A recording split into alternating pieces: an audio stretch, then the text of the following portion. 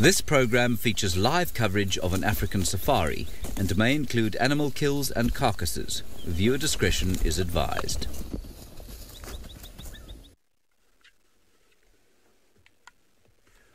Jumbo, and a very good morning. It's our good morning here.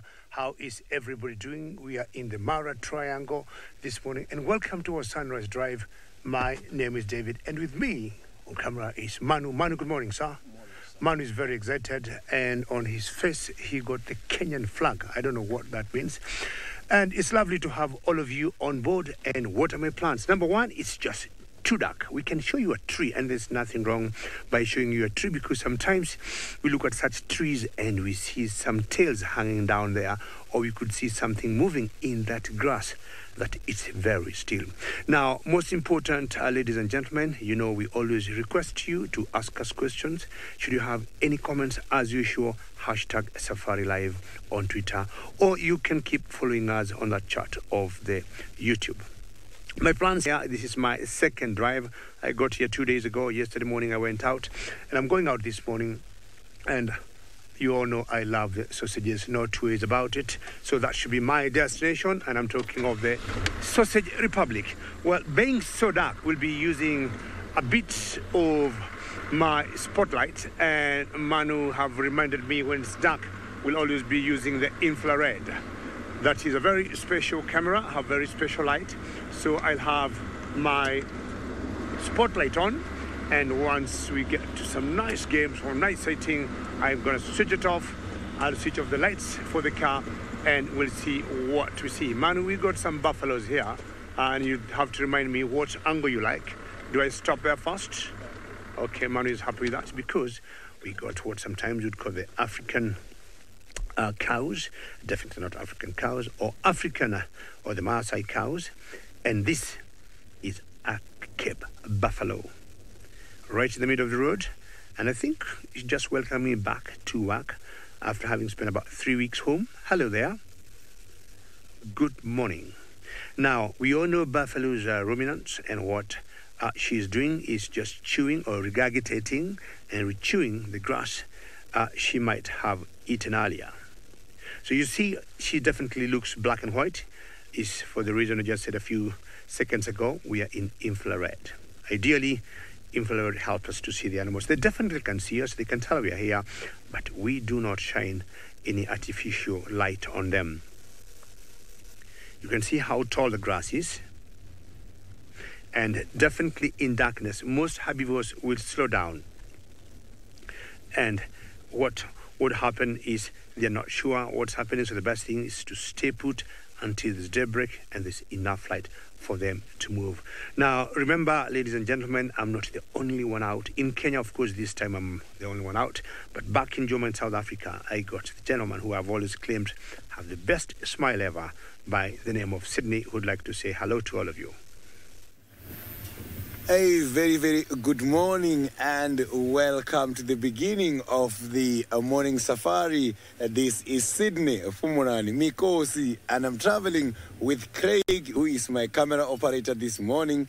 We are going to try by all means and get you see a lot of animals around here. And for in case if you need our attention, you can follow us on Twitter, hashtag SafariLive. You can also follow us on YouTube chat stream.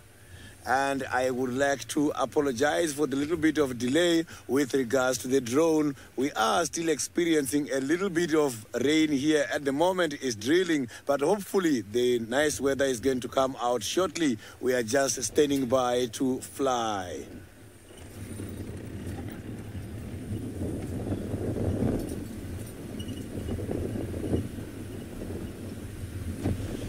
So this morning I will be going... Good morning again to you all. Nice to hear from you. My plan this morning is to look for the spotted cats. I am very much jealous about the updates from Craig that Shidulu was spotted yesterday. I am going to that area and see if we are not going to be lucky with Shidulu again this morning. I will be concentrating much more towards the areas where she was spotted yesterday.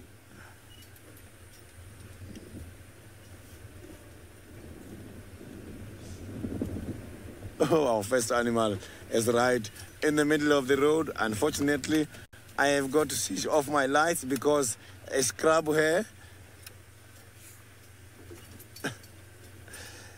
So we are all at the same page, but at the moment, I've got a little bit of a roadblock here. I'm going to have to switch off my headlights because there is a very beautiful scrub here with the translucent ears on the road. It's just that the scrub here got off the road. So the problem is when the headlights are on, it does disturb the eyesight of the scrub hairs because it blinds them. I had to stop for that scrub hair in order to go past. So these animals, they've got a right of way here in the wild. So we've gone.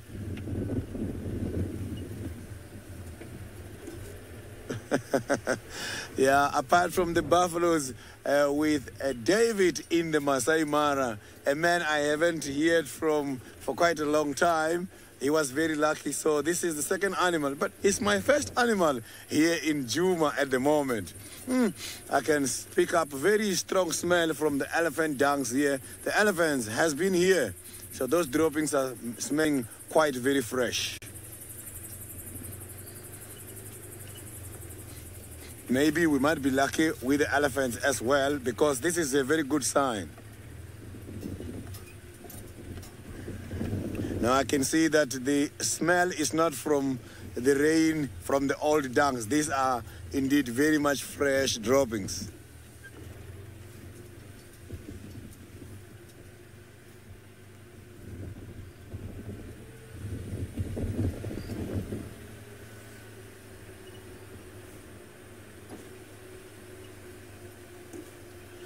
So now that I have been talking about the man I haven't seen for quite a long time, David, I think it's better we visit him. Let's go back to the Masai Mara and see David. Thank you very much, Sydney. Good to hear that. And I'm sure you also acknowledged my comments that you have the best smile, the whole of Africa. Well, saying that you're smelling elephants, that's very good to hear from you, Sydney. Because I might not be smelling elephants myself. I might be seeing them. But that makes sense to you, Sydney. I mean, as much as we are in different countries, it's good to smell something, but I think it's better to see something. What do you think, Manu? Yeah, Manu says it's better to see something instead of smelling. Let's see whether what I'm seeing is true in relationship to what Sydney was saying was smelling. All right, Sydney, thank you. Speak of the devil. And there we got some Ellis. And when we have always said we got nocturnal and diurnal animals in Africa, we have some that I would describe they're both diurnal and nocturnal. And I'm talking of classical examples, these guys or these Ellis here. And definitely trunk up just to smell either myself or Manu or the car and trying to digest what we are made of. It's very typical of elephants to do that, being very intelligent animals, and especially if they would be having young ones like that calf there. And yeah, Emma agrees in the final control. That's pretty gorgeous. And again, just as a reminder, you know, we are in infrared, so our Ellis for now may appear black and white. And definitely our grass is not black in Africa. Our grass is green like all over the world. But because of having that very special camera, that helps us to just see these gorgeous animals without interfering with their behavior. And you can look at the body language and notice as soon as I got here, and the last 10 seconds, it is still the same way. Vera, a very good morning. I don't know what time it is back home, but I would say it is 5:40 East African time, or 20 minutes to 6 East African time. And Vera, I would be happy to know where you come from and what time it is where you come from. So Vera, we'll continue seeing these animals like this maybe for the next 40 minutes, Manu, you reckon? Before we get the break here, Manu, tells me 40 minutes. And Vera, just to let you know, Kenya is a country along the equator line. I'm sure you know where we are geographically. And ideally, we are always 12 hours, 12 hours. We don't move forward, we don't gain or lose time. We might have about 5, 10, 15 minutes of sunsets and sunrises differences. But our clocks remain the same all around the area. So Vera, I'll be waiting to hear you the same way you asked that question. Hashtag Safari Live, where you come from and what time it is where you are. Very majestic animals. Very good, many thanks. And they're eating very close to the road. We have always noticed when it rains, water tends to hold on the side. Megan, how are you today? Yes, it's too early. And I tell you, for us to be here with Manu, it tells you we were up about 4 o'clock. And 4:15, we were having a cup of coffee. And about 4:30, we do what we call checks. And checks, first we make sure our bodies are well designed to be out this early. And then we'll have our tech team, where we have engineers who will check that all our equipment are working fine. And if anything, they'll do what we call troubleshooting. And then by 5 o'clock, we are all out rolling to see these beautiful animals, which is a very different, I would say, feeling to see them in the darkness and also see them during the day. There's a girl there, you can tell she got the mammary glands between her front legs, and maybe she wants to cross the road. And Megan, not sure, I want to ask you and Vera why this Ellie want to cross the road.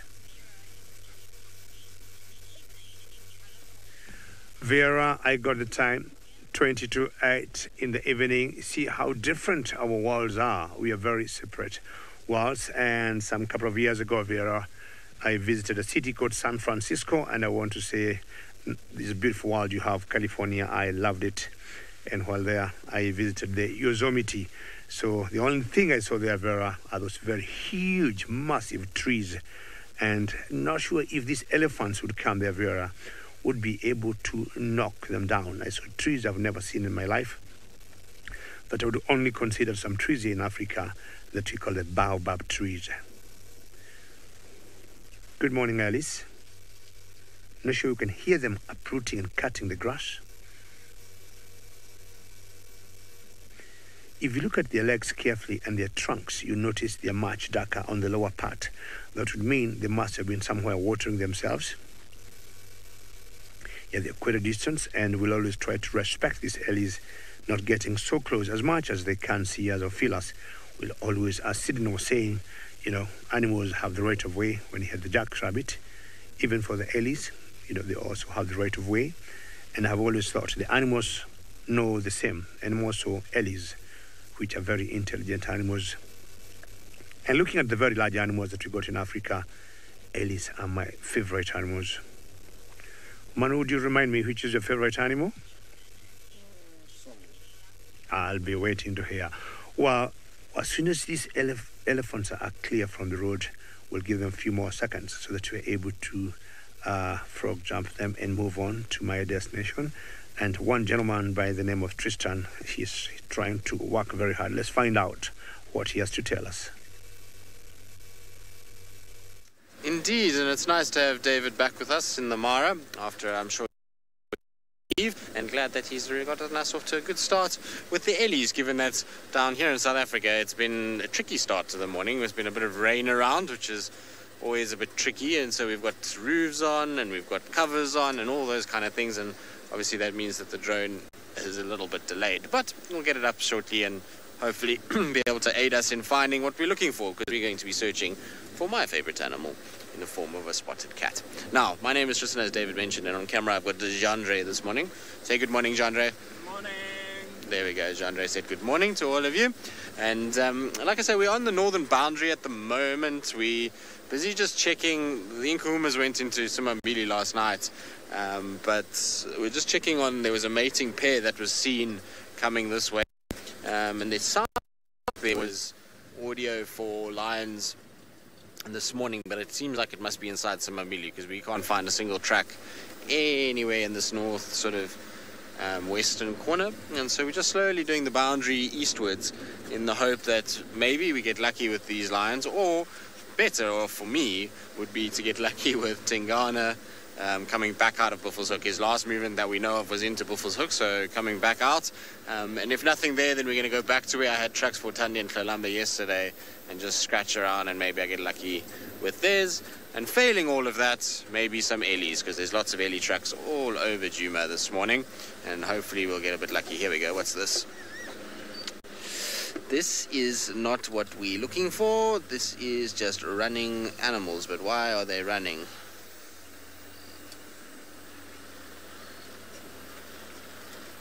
Child of the universe, I have absolutely no idea how many of the big five we will find this drive. That's the nice thing about being out in the bush, is that you never know what you're going to see and when you're going to see it. And so you get this kind of thrill of being able to go around any corner and anything could be possible at any time. So I'm not sure, to be honest with you. I mean, Ellie's is probably a very good bet on them. Lions could be touch and go. Leopard, obviously we know is a good chance here always for leopards, and we get very, very lucky that we see them a lot. Buffalo is going to be very hard. In fact, will be the hardest of all of them to be able to find, and obviously rhinos we just don't talk about. So well, I don't know. We'll see. Hopefully we'll get lucky with a few members between Sydney and I, and between David in the Mara. So maybe for you guys it'll be a big five drive, while we kind of get one or two animals each. It'll hopefully be everybody.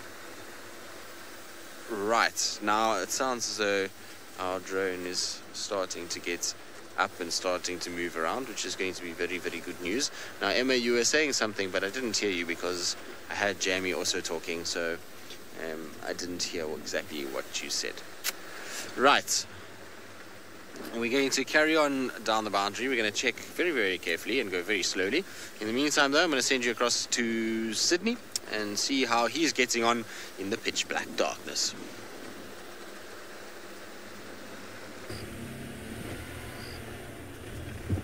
I am right now on the road trying to see if we can find some tracks here. But so far, it looks very much quiet because of the little bit of rain we had earlier. Maybe that is something which is also hiding the animals here, as not even the impalas around here. But it's always difficult because we don't know what was happening here. Maybe it's not only about the rain, maybe the other predators were in the area.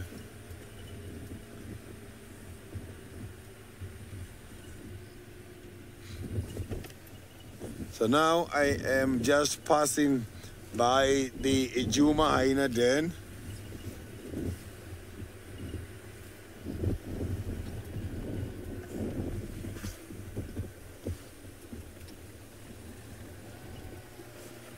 Linda, I am checking, and I've been checking here on these trees to see if we can find the owls and the chameleons, as it is still very nice and dark. The chances of those, they are still very much high. So let's just hope for the best. Let's hope for the best. So the bush babies as well, by this time of the morning, we can still find them.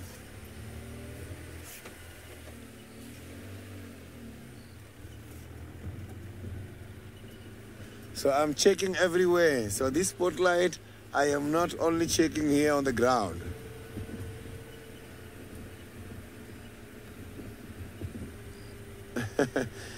Safari is very much difficult to see the chameleon during the wet weather, because those are part of those animals who are crawling, so they are reptiles. So the chameleons, unfortunately, when the weather is like this, they also got to hide.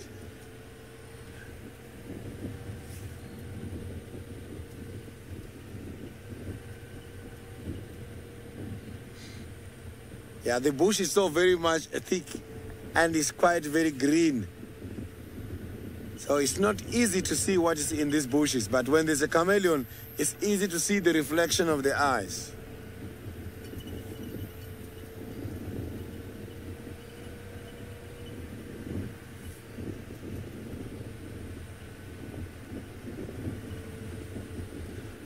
while I'm still busy executing the task of looking for the chameleons, let's cross over to my friend.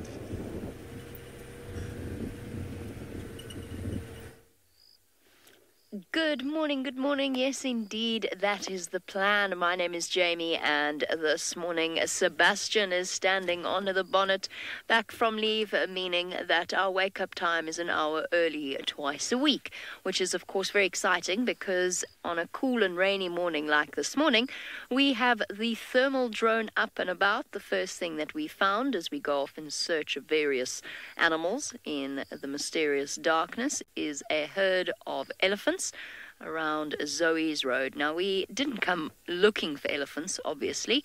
We've come looking for the Nkuhuma Pride. We know they crossed west yesterday evening. We're just waiting to see whether or not there's a chance that they might actually have crossed back onto Djuma itself. There you see how clearly the elephants stand out. You can even see the little babies. And when we first arrived, some of them were actually fast asleep. So they were enjoying the pre-dawn darkness, taking advantage of it and having the opportunity to have a nap. But we're not going to fly over them for too long. What we're going to do, Seb, is start to go pretty much straight from where you are, which is perfect. Elizabeth says, yay, Seb is back, and therefore so is the drone. Yes, absolutely. We all feel that way, mostly just because Seb's back.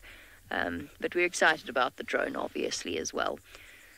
I think what we're going to do now is we're going to fly southwards, and we're going to go and search for that mysterious hotspot, whether it is a cat or something else hiding in the darkness. Perhaps, you never know, something like an aardvark. Now, we are pretty technologically advanced here at SafariLive, but for the other three vehicles out in the gloom of evening, they have to use a little bit of an old school approach and take out their spotlights.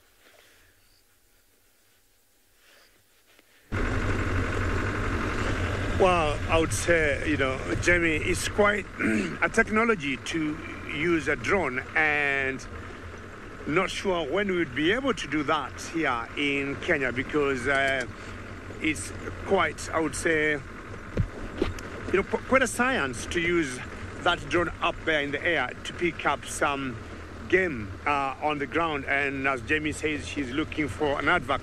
I would say very good luck, and hopefully going to see one. But chances are, Jamie, I'll tell you, you might see more of the Nkuhumas and not an aardvark, knowing how an aardvark is difficult to spot, even at night. Well, some interesting news I got, as I still keep using my spotlight. A few minutes ago, I had my spotlight in the grass, and I saw some two eyes, and I wasn't sure what they were, but something told me those eyes belonged to a cat. So I went a little closer, and the eyes disappeared, and then the whole animal showed up. And I told man, wow, I think that's a savo cat. And the next 1 second, I told him, no, I think that's a cheetah. And then man told me, no, that's a leopard. Wow, we saw a leopard a few minutes ago, but it disappeared in the grass. I'm sure when we were watching the elephants, I showed you how tall or how high the grass is. And I think she was a female, little bit, I would say, a bit shy, and she just took off, which is particularly fine. We got bird on the road there. Is Manu that good for you to stop? On the right side of the road. Ooh, she just flew away. It's a nightjar. Well done, Manu. Yeah, very good job. And that's a nightjar. And they'll always come out at night. And one of the reasons why I respect Manu is his work on camera. Wow. When you talk of, nocturnal animals, earlier I was saying elephants could be both diurnal and nocturnal, but there are certain animals, and especially birds, that are like 100% diurnal and 100% nocturnal. And a nightjar is a classical example, or nightjars are classical examples of nocturnal birds. They'll only come out at night, and what they'll do, they'll stay on the road like this, which is a bit warm, and because the road, the substrate on the road is a bit warm, that's what they'll be doing to get a bit of warmth. But at the same time, they will be feeding. They open their mouth sometimes as they move, and they got whiskers on either side of the beak, which they'll use just to get some flies in their tummy, and that's how they'll feed for the rest of the night. Well, come early morning, they're back on the trees, and they patch so well. Unless you look at them very carefully during the day, you can't spot them. David, how are you? And very good to hear your name. And I'm sure you remember we shared our names together. But that leopard, the last time I went, I remember having seen the shepherd tree leopard before going home. It's 2 days, David, since I came back. Yesterday was my first drive. This is my second drive. And I'm yet to gather the news from my friends. I told them I'm back in town and they should keep updating me about what has been seen. Well, cheetahs have been seen, and my friend Lorenzo Scarface the other day, but that leopard has not been seen. I haven't got the news of it yet, but as soon as I hear, I will let you know. But apparently, the direction I'm going to, the Sausage Tree Pride Republic, is the same area that that leopard also lives. So it's the same territory, so chances are, if I'm lucky, I could be seeing it. So David, stay tuned, don't go away until we finish the drive.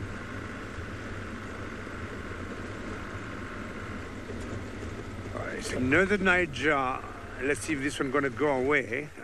I'm gonna have, oops, yeah. They don't want to remain in the frame, but well done. Manu, you see, that's how they fly, and that's how they catch their food. And look at the height of that grass. I mean, yes, today they're very, they are not very photogenic. I agree with you, Emma. That's what Emma tells me in the final control. And that's how we spotted the leopard. Look at the height of that grass. I'm talking about 5 feet. And the leopard is about 2 and 2.5, 2 feet from the ground. Chances of spotting it are very difficult.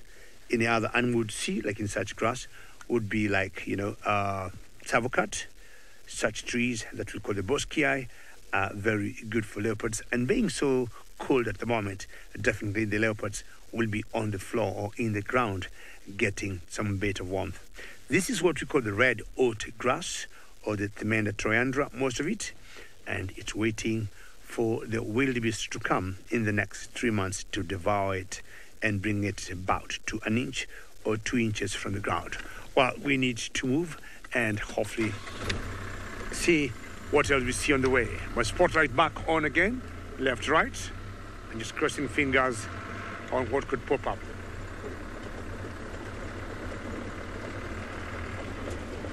Very good. The smiling gentleman, Sydney, do you have any update for us?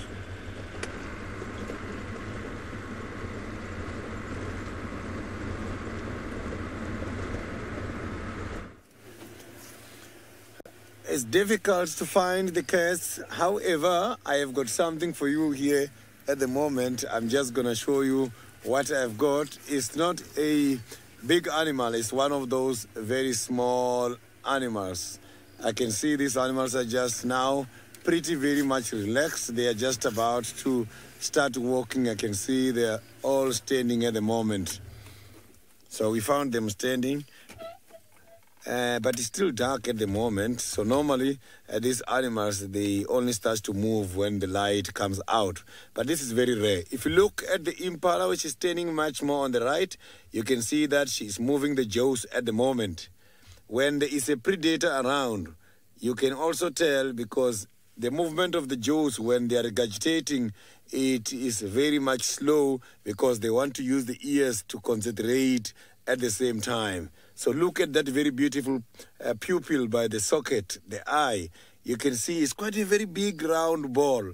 That kind of a pupil, they can be able to see nicely because it's very much big. They can see something in front and sometimes at the back without moving the head. So these animals, they've got a very good eyesight. These are the impalas. Now, some of them are doing the rumination process because they have eaten a lot yesterday, and now it's time for them to eat what has been eaten yesterday. So I can see that one which is standing on the right. So I like how these impalas are standing at the moment. As you can see, they are facing different directions. So this helps them in order to see what is coming. Russ, you are right. These impalas don't look nervous at all. Maybe now they are just starting to move around so that they can go to their grazing areas. When they are concerned, impalas, you will see the ears up and you will see them not moving, not even moving the ears. Impalas, I have seen them doing something very interesting. They do sometimes approach big predators. At one stage, I saw a female impala heading a very big head.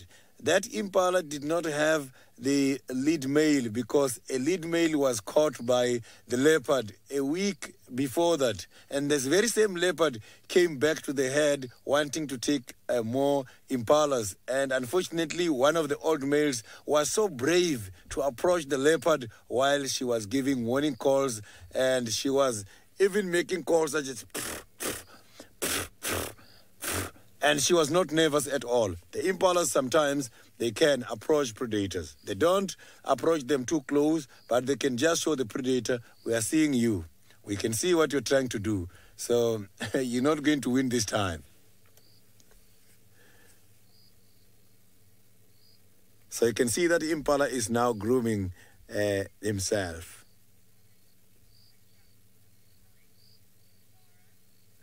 So I am not too sure if the impalas people adjust with the light. But if you can check now, the light is not available. But because of the well-sophisticated type of camera we have got, you can be able to see that whole socket. That is too big. And something very interesting about impalas is their dental structure. Impalas, you will see them doing what is called the reciprocal grooming. Impalas, they've got movable teeth. The impala's socket by the teeth is much more big, and they've got quite a lot of fiber there which helps them in order to balance when they're moving the teeth in order to comb each other to get rid of the parasites. Imagine the tooth moving a little bit in order to access the hairs so that they can put their hairs nicely in the middle of the tooth when they are cleaning each other. That is amazing. Because most of the animals, they've got fixed teeth, but for the impalas, they move.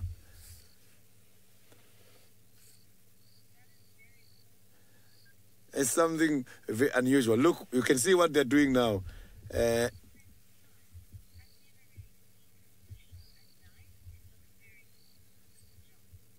John, this is something else. You're right.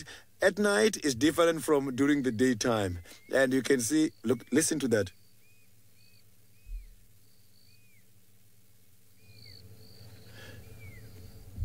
Someone is giving a call. You can hear the pale spotted owl.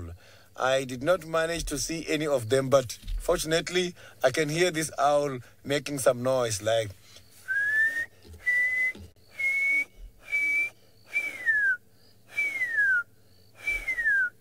So that is the pale spotted owl. They are also very much territorial.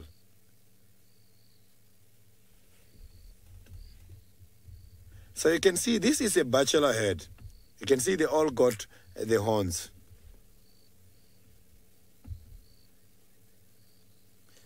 So the bachelor head consists of the big males which have been defeated on their old territory, together with the young males who have not started mating yet.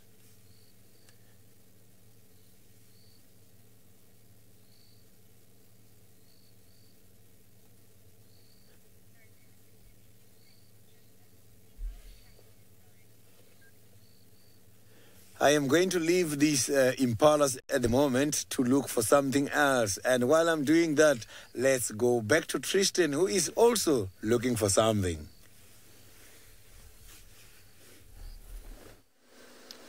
Well, it's not really going, if I'm honest, Sydney. It's so dark that tracking is near impossible. But we haven't found any tracks for lions coming into this area, so those mating lions must either still be in Buffelshoek or maybe they crossed over into Simbambili as well, but they definitely are not, haven't walked along the boundary that we can see. It's not to say we didn't miss tracks, and obviously it's incredibly difficult to spot tracks with a spotlight only. Also the headlights flatten everything, so it makes it quite tricky to be able to see any sort of definition in the actual tracks themselves, and so it's not that easy to be tracking at night, but we're still driving very, very slowly and just checking. We've gone towards Buffelshoek Dam. It's all very, very quiet there. Even Scuba Steve and Snorkel Sarah are still out on the town. They're having a late night. It's probably on a romantic walk somewhere, have grabbed dinner, and now they're just going sightseeing. So we didn't find them. But what we're going to do is we're going to just go towards sort of Quarry Pan area, which is where we had Tundi and Klalamba's tracks yesterday, and so maybe we'll get lucky and find something there. Yes, exactly. It was date night, Monday date night. Do you think they grabbed a movie, Monday movie, and dinner? Maybe. Monday movie madness for Snorkel Sarah and Scuba Steve. And a 2-for-1 burger, a little vegan burger action for our hippos. So 2-for-1 vegan burger. Do you think they would eat popcorn? I'm sure a hippo would eat popcorn if it was hungry enough. I think they would. Imagine the size of bucket of popcorn you'd have to feed a hippo if it went to the movies. It would be quite something. With Astros.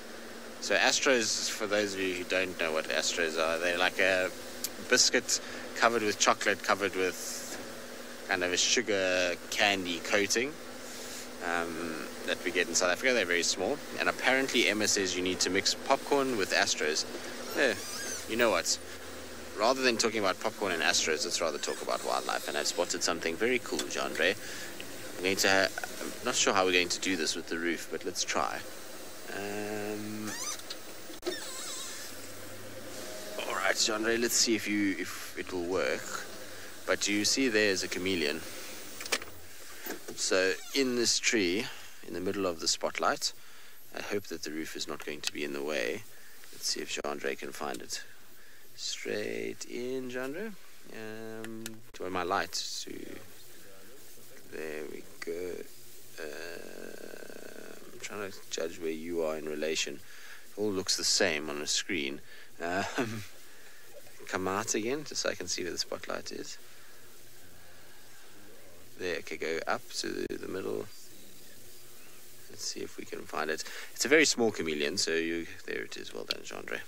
You can see it just poking out in the middle of the tree there, and you can see the size of the leaf as reference for just how little this guy is, and it's sitting well tucked away, waiting for various little insects to come past. And it's been quite nice that many chameleons the last few weeks. It's been really good to see them kind of being out and about again. You miss them when you don't see much of them. The second one I've seen this morning. The other one was very far into the bush, so we didn't stop for it. But unfortunately, it's too dark for color at this stage. It's not ideal, I know, to have it in infrared because it just looks like the same thing. But you can see its eyes moving every now and then as it kind of watches what goes on and sees all the insects that are flying around our car. It must be quite infuriating to be a chameleon and watch a car with all these insects flying around it and nothing around where it is. So it probably wants its own portable light. Minamu, how many colors can a chameleon change into? Well, obviously there's a number of shades that it can change in terms of its greens and sort of neutral colors like khaki or sand kind of color. But in terms of actual defined colors, if we had to sort of think about it in strict coloration, these guys are only doing greens, browns and blacks, essentially, would be the three kind of colors that they would go through.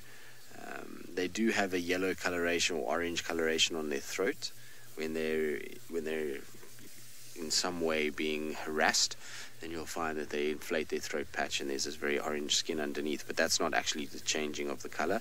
That's just how the skin is when it's stretched. So pretty much three base colors, and then from there various shades of those colors. That's this particular species. In other species around the world, there's some that have quite a control of blue colorations and turquoises and various other kind of colors like that. So there is quite a few different colors that they can go through, but essentially here it's just varying shades of those three kind of base coloration that you get from these guys. Oh, Kathy Baker, it's a trick. You've got to have magic eyes. You have to have eaten your carrots the night before. Otherwise, you're not going to spot your chameleon. No, they, funny enough, are not too difficult to spot. Once you know what you're looking for, they can be quite easy. And generally what it is it's basically the fact that it's so dark. The chameleon itself actually is not blending in as well as it would during the day. So its ability to see its environment and match its coloration is very, very difficult. See, there's a spider here, Jean-Ray. I don't know if we'll be able to get it, but let's try. Let's see. So just coming off this branch, there's the web there.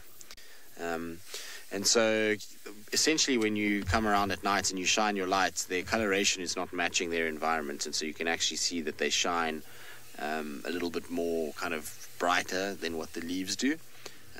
And so that's how you spot them. But it takes a bit of practice to be able to spot them and to be able to see what's going on. But you can see the spider is busy building its web at the moment. Consulting detective, I've never seen one catch an insect just randomly. I mean, I've obviously seen people feed a chameleon an insect and them grabbing it, but just randomly sitting out in the bush like this watching one of them, no, unfortunately not. I'm hoping that one day I will see it. You know, we spend quite a bit of time watching these chameleons, but as you can see, our spider's going around in circles and building a web, and often we've been asked, how fast does it take to build a web? Well, you can see at the rate that spider was going around in circles, it's actually very, very quick. So they release huge amounts of silk, and then they kind of are able to build these things much faster than people think.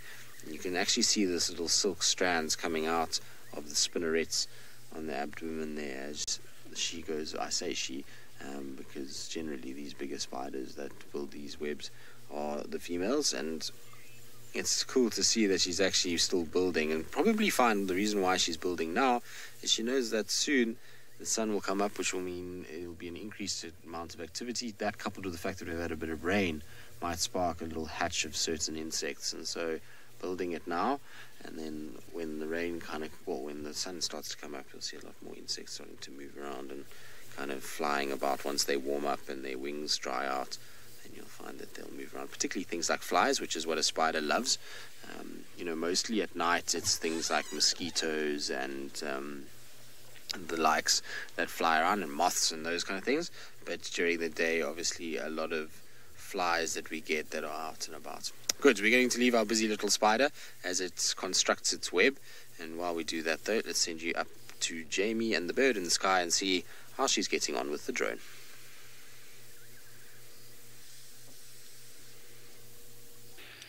We are, and although it would be relatively difficult for us to find a spider from the air, I mean, I have total faith in Seb's flight abilities, but we basically what we're doing at the moment is just checking along Nyala Road South, not looking for spiders. We're looking for hot spots, preferably a sign of a Tundi and a Tlalamba. So that one at the top of the screen there gave us a bit of a run for our money for a little bit, but we've come to the conclusion that it's just an odd-shaped something, but it's not an animal. So now we're just scanning along the drainage lines between Battalier and... Ooh, is that something there, Seb? What we've discovered is that this entire property is basically filled with elephants. There are elephants absolutely everywhere, and it seems as though Pajuma's become a bit of a sleep clinic for them, because they're all lying down, or most of them are lying down. It's quite sweet. I don't know what that is. I think it's just a funny way the drainage is shaped. I don't think it's anything. Oh, Ellies are waking up. Can hear them. I think it is indeed a tree.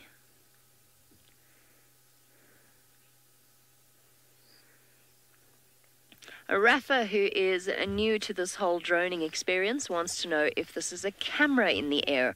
It is indeed. It's a camera attached to a drone. It's a very fancy camera that allows us to look at the heat that objects exude. So it's a thermal camera, and we go... my cap up a bit.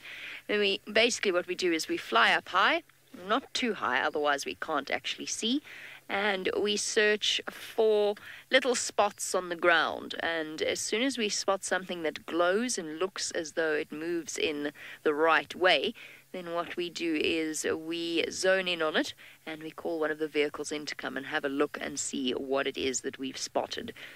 We make sure that we check and double check first that we can't figure out what it is, so we don't want to call the vehicle in to a diurnal animal, for example, or a herd of elephants. Herd of elephants is pretty easy, but sometimes termite mounds give us a run for our money. They can be tricky to confirm exactly what it is. Steve wants to know if it's so red because it's so hot. It was very hot yesterday, so I think that certainly plays a role. It's also quite indistinct this morning, and I'm not sure if it's not because there's so much moisture in the air that there's an impact that it has on the thermal effect of the camera. You know, you're speaking to somebody with absolutely zero knowledge of exactly how this works. I'm sort of fumbling my way through here, but I suspect it's got something to do with that as well. And the only reason I would go with that, what's that to the right there, Seb? There. 3 things. Antelope, the way they're moving. Playful antelope, running. What are you doing? Oh, it's a giraffe. It's a giraffe. It's not 3 things, it's 1 thing. Looked weird with the branches hiding it, so it sort of looked like 3 distinct things. Sorry, Rafi. So the only reason I sort of know that the moisture has a terrible effect on thermal is because in times when I was in the Mara with the misty mornings, when I was out with VM and the T1K, so the thermal camera, we experienced it became completely unusable.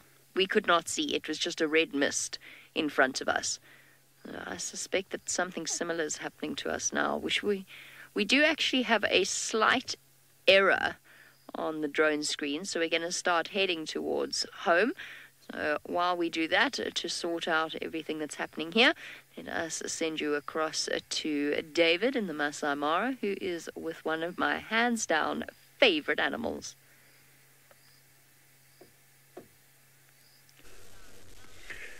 Yes, many thanks, Jamie, and very good luck. I'm sure you might be able to spot some spotted carnival before long with the drone. I've got different spotted carnivores here, and you look majestically on the road there. We got a pack or a clan of hyenas walking towards us, and there are 5. One just passed us on the side of the car, and we've got these 4 that are following her. And we've got a few different clans of hyenas here in the Mara. And from where we are, my guess is this could be the Happy Zebra clan. Manu, do you reckon could be? Possibly? Yeah, Manu agrees with me. From where we are, I would only guess this is the Happy Zebra clan. And not the Wafos. We all know the North clan, which Wafos have been in charge for a very long time. But I got a feeling her granddaughter, Soup, now would have taken the reign of that particular pack of hyenas.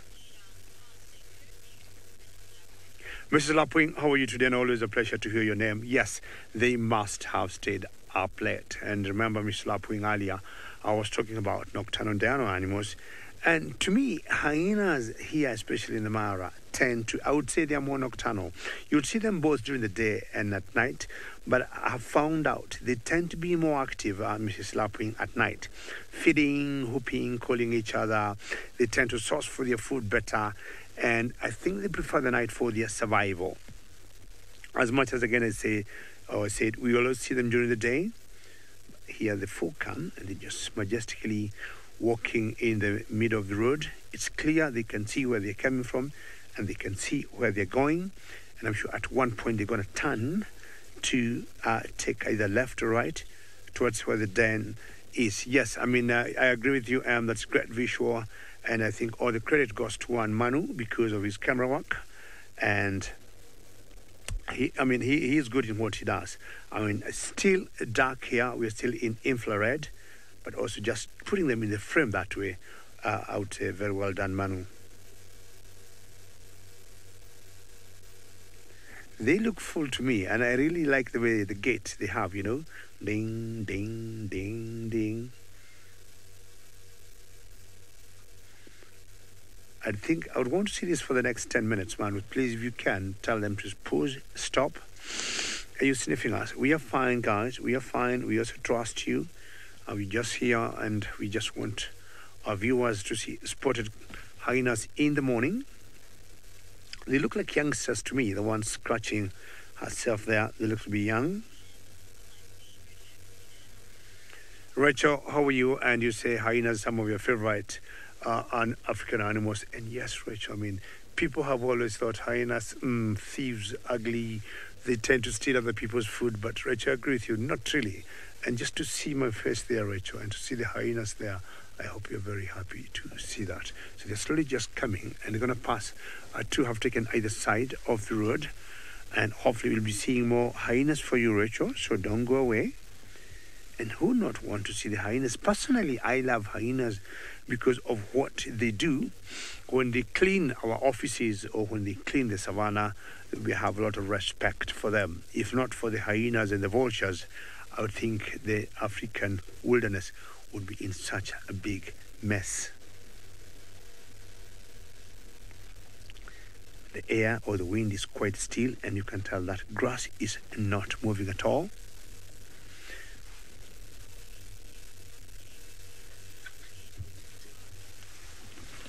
Kara, very good question for your age at 10. Well, I'll tell you something, Kara. It depends on the clan, but I would say here in the Mara, we got one particular clan I was talking about that's called the North Clan, and that clan is anything between 70, 80 strong members. 70 to 80 members. So, Kara, I mean, that is a huge clan by any standard. So for a group of hyenas, you can say a pack of hyenas, or better, a clan of hyenas. So 70 to 80 is the largest clan we got here. I don't know how many we have in the Zebra clan, but the North clan is the largest in the Mara, 70, 80 members or so. Some could be 20, others could be 30, but that is the largest. Once in a while, they might split to form small satellite groups, of course, depending on, you know, availability or resources of food. But yes, we'll see such numbers of hyenas. And spotted hyenas also, you know, form the largest groups. We got other types of hyenas that you call the brown hyenas, the striped hyenas, but the spotted are the ones that form the largest grouping. All right, we'll proceed to my destination of the Sausage Republic and see whether I'll be lucky today.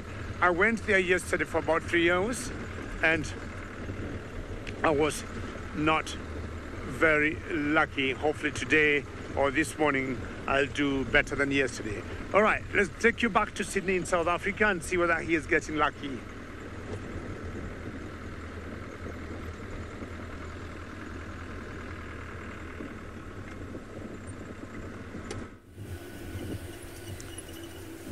At the moment, I am checking up in these trees here to see if we cannot pick up any of those eyes as per the request. The eyes from, oh, there was a black Koran here just now.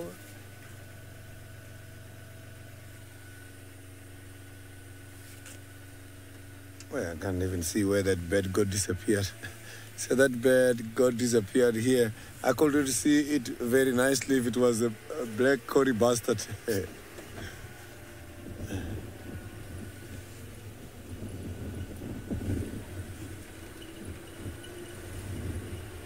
So I was saying I am looking high up in these trees just to see if we can find something. But I cannot see any reflection of the eyes up here. Maybe our luck is going to be on the ground, not high up by the trees.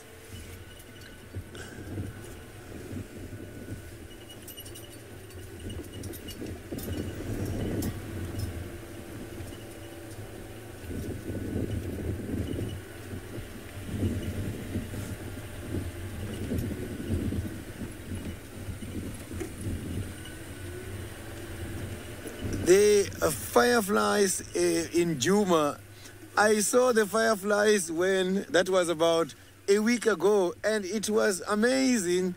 It was at night. I was doing the afternoon game drive. It's just that we couldn't manage to broadcast them because they were just alongside by the drainage. We do have the fireflies. I have seen them. They didn't tell me. I have seen them. And I saw them just about, it's about 2 weeks, a week and a half ago, not a long time ago.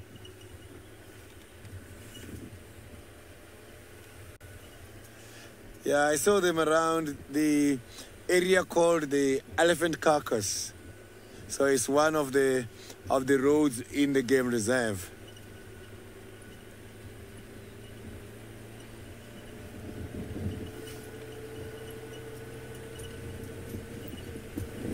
So maybe next time during the afternoon drive I must have to go and hang around there because it was quite a lot of them.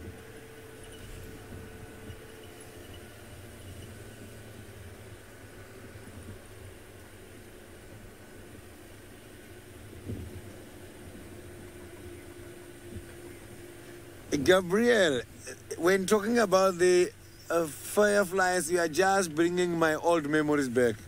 When I grew up, we used to go out at night. And when we go out at night, just to go and watch those fireflies when they are just reflecting kind of the light, it was so amazing. So we used to go out for a long time, just going after the fireflies while we were still very young as kids. And it was amazing.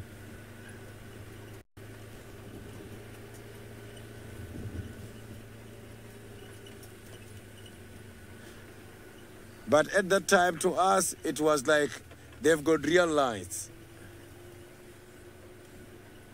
David, I have just missed your question just now.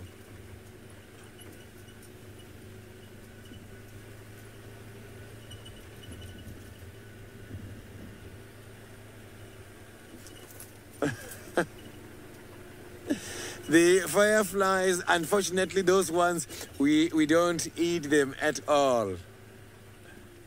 So they're just amazing insects. And when we saw them while I was still young, we thought they've got a real light. So that's why we used to go out there and watch them and see them when they're reflecting. It was amazing. And when you go to the rivers as well, you find a lot of them. They like it when there is a river nearby.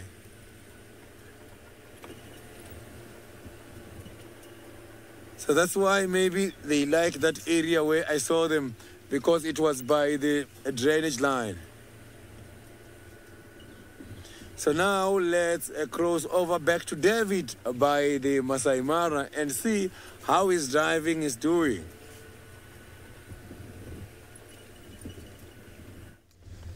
Well, good luck, Sydney. I agree with Sydney. Fireflies are amazing little creatures, and the fact that it's able to produce light through chemicals in its body is quite something, if you ask me. And I also have lots of good memories of fireflies. They haven't been great, though, I must be honest. I haven't seen really huge amounts of them like we sometimes get, probably due to the fact that we've had such poor rainfall over the last few years that really haven't kind of had those explosions of them that you sometimes have. I remember the one time we actually on Singita in the Mabeni drainage, I was with Scott and we were trying to see what fish species were in this flooded drainage. It must have been about March, maybe, no, actually could have been the end of the year, but anyway, we were there and it was flooding, and so we were trying to see what fish species actually occurred in this little flooding drainage line and see if we could find any killifish, because you do get killifish in this area, which is a fish that only lasts for a year. Well, survives for a year and dies off, which is quite interesting, but super pretty little things. But anyway, we were kind of went to this little depression on one of the roads where this drainage line crosses, and I remember it was just fireflies wall to wall. It was absolutely amazing. It was beautiful to see. And we sat there and we just watched them for a while before we tried to see if we could find any of the fish that were in there. It was an entertaining night, but very, very cool to see. So I haven't seen them like that again. Well, I have again, but not lately. I mean, it's the last 4 or 5 years has been very quiet when it's come to insects in general, you know, from fireflies to pretty much everything else has been quite sort of tame and quiet from the insect world. And like I say, pretty much due to the fact that we've had a drought and it's been dry, which doesn't really aid, you know, insect kind of viewing. But we saw just now, I was also thinking about things that I haven't seen in a long time, and we just saw, unfortunately it flew away before we could get it on camera, but we had a little white-faced owl, which I haven't seen in months and months. So super nice to see one of those, and typical with birds and being on camera. As soon as you point the camera at them, for some reason it seems as though they just decide that's it, we're going to move, and so it kind of flew off as Jean-Ray managed to get it in shot, so which is a bit disappointing. But they have the most beautiful eyes. They have these bright orange eyes which are super pretty, and so I'm a little bit sad that we didn't get it on camera, but anyway, you never know. At least we know where it's hanging about, and maybe in the coming days we'll get it on camera at some point. Good, we're going to keep sort of scratching around. So far no trucks that we can work with as yet, but hopefully now that the sun is starting to come, well, not come up, but there's at least some sort of light coming through, we're going to find them. And then David, who's trying to get birds on camera on his side. Very soon, and we got some 2 eagles there that are flying, and they're after each other. I can't make head or tail what eagles they are, but I can tell they're huge eagles, either tawny eagles or martial eagles, just by size. And either they have a bit of a disagreement because everyone perches on one tree and the other one pushes it out. Maybe not anymore. It's still a little bit dark now, and if you look carefully, we are already out of infrared. We are in color because Manu has approved we got enough light now for us to spot some game. And we got 2 eagles there. Not sure, they're either coating or something. And that's the size of a tawny eagle, or maybe some youngsters of martial eagles. My guess currently, I'll just call them tawny eagles. And we can hear some hyenas whooping from a distance. Ooh.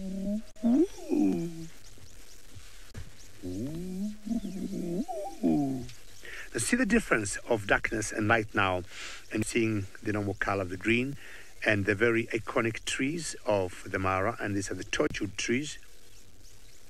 And all these tall grass you see here, when the wildebeest will be coming in the next few months, they'll be dotted in black. We'll be having thousands and thousands of them. It's not too far. I mean, they just left here the other day. They came in rather late last year. So looking at them coming back again in the next 3 months. Wow. Let's move. And Sydney earlier and Tristan were talking of fireflies. We also have them in the Mara, and we'll always see them more often at night than during the day. So the fireflies are basically in most of African countries. Okay, this is good light for me now to be able to spot the sausages if they come out, and I'm looking at them being on the road more than in the grass, because just like the hyenas we saw before, walking on the road makes them more safe. And with cubs, they don't want to chance them, or they don't want to chance their cubs in the grass, which is a bit tricky. We have seen some snakes, like for example pythons, that will just lay ambush and wait in the grass, and they have been known to catch lion cubbies if the mothers are not very careful, and not much as the lions can do to rescue their cubs. Of that particular pride of lions, there's one that we call Limpy, that initially had 2 cubs, and she lost one at a very early stage, and we never know what might have happened. She's a very active mama. She's very strong, good in hunting, very defensive to her cubs. But how she mysteriously lost that one cub, we do not know. But personally, I've always thought either, you know, she might have left them behind and a leopard took advantage of that, or maybe the snake that I'm talking about, for example, python, could have done that. But the one cub that survived is now big and very strong, and I'm sure, you know, he will make it because it is a male. Nice herd of elephants. We are coming into here, and seeing them in daylight, I think, will give you a different ball game. Earlier, we saw some ellis in the darkness. Manu let me know when and where to stop. Are you happy there? Okay, Manu is happy there. And this is such a huge herd compared to about 3, 4, 5 that we saw earlier. And also now to see them in natural color makes it very beautiful. And you can hear some francolins there going and to have the ellis there, the torture trees, and the old escarpment in the background. Manu, thank you. Good morning, Alice. Now you're looking at this one. Sometimes when they uproot the grass or the small plants they get from the ground, when they try to shake the soil out, they shake it all the way to their backs. If you look on the back on this particular one there, you can see she got some good amount of soil on her back. And that comes as they shake the plants they get from the ground. Such a huge belly. Not sure whether that's being so full or being pregnant or both. She looked like a young mama to me. She could be doing maybe her second calf. Just guess, sometimes rather difficult to age these elephants. And if it's the second one, that could be the first one. I'm very happy that all of you are excited to see ellis and seeing youngsters like that one that still doesn't have any tusk, meaning is a young one. And we got some shrikes. Not sure those shrikes are very happy with this ellis, and this could be the grey-backed physicals. And again, not much the ellis would do there, but seeing how big they are, of course, they get very uncomfortable with them. They're having a little party there, just like the eagles we saw earlier. These ones are either like trying to not actually push each other, but maybe trying to balance themselves and trying to intimidate the ellis to move away.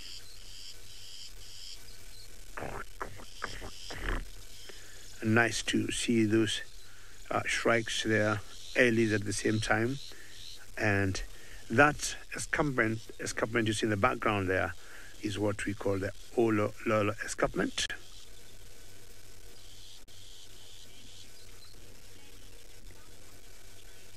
Wow, we'll keep moving, and I think Jamie is winning on the drone now.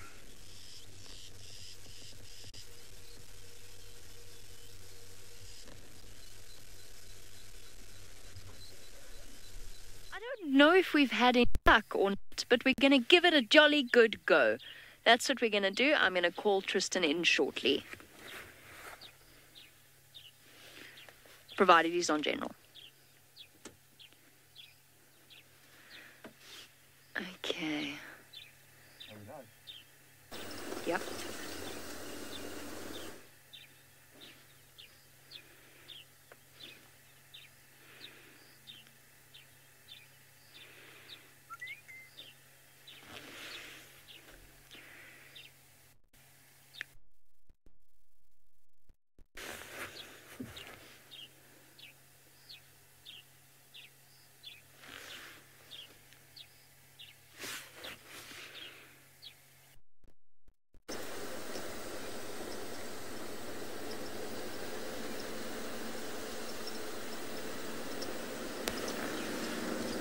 Okay, copy.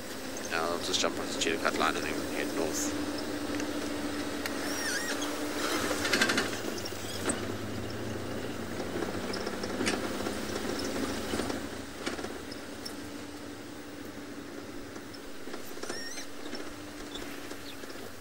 Copy.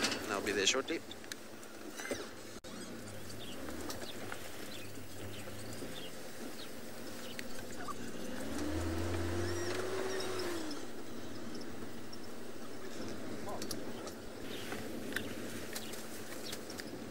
Copy that. All right, let's see. Well, I'll be there shortly, so we'll be able to tell, but maybe it's just something sleeping.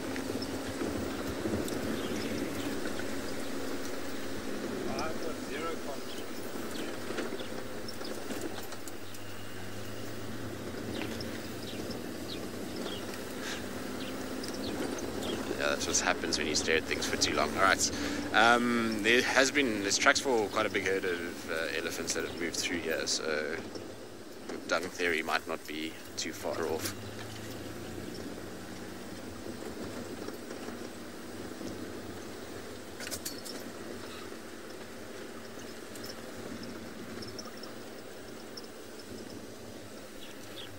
All right, copy that. I'm just approaching Leadwood, Drakensberg. Now, just confirm central Drakensberg.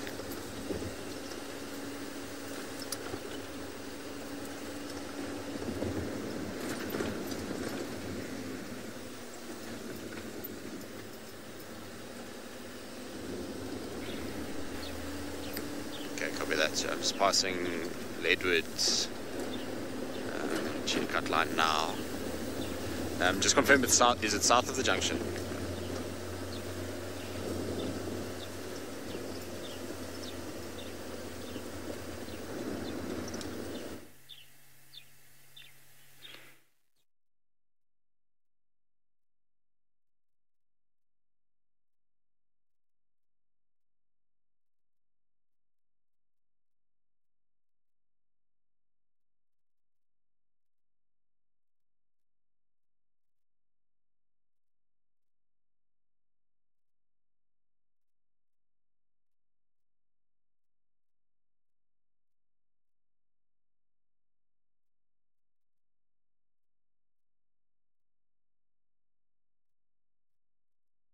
Still trekking to see if we can find any of these lovely cats, and I would like to apologize on behalf of the team due to some poor signals. There is problem regarding the sighting from the drone, but we might come back anytime shortly. So maybe I will be lucky with something for you this side.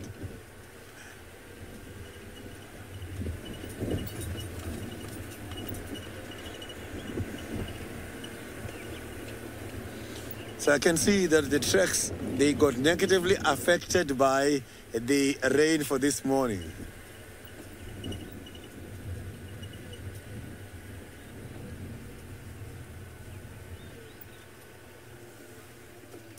So I can see the rain killed all the tracks. That is why I am battling to see these tracks, because now the light is starting to come out. I can see it clear that problem was the rain. But it's not a problem, because the rain, when it's killing the tracks, at least is giving water to the vegetation. So I cannot complain. So the rain, when it's coming, is only going to disappear the tracks, but it will serve a very important role. So I've got a very big head of the impalas here by the sandy patch area. So look at that. So these impalas are just on the road. Some of them are playing at the moment. So the impalas, when they are in a big herd like this, it does help them when it comes to the spotting of predators, because they help each other. So they are very much vigilant when they are in a group like this. So the herd surveillance is very much important. So you can see this very big male there, and you can only just see the head and the beautiful horns. So this is a breeding herd, because it does have the little ones, and you can see some of these big ones. Linda, these impalas are just running, crossing the road. A lot of them are already here on the other side. I'm just going to reverse a little bit so that you can see the reason why they are running is because they can see some of the friends are already on this side. So that is why they are now running. So the impalas are doing something lovely. At the moment, you can see that some of these impalas are grazing, and at the same time, some of these impalas are browsing. So today they are just giving a very strong confirmation that the impalas, they do feed on both grasses and leaves. It's just that when it's becoming dry during the dry season, they change gears and feed on leaves. Now, when the grass is still nutritious, they feed on grass. So the impalas are very much good-looking animals. Look at that. This is so cute.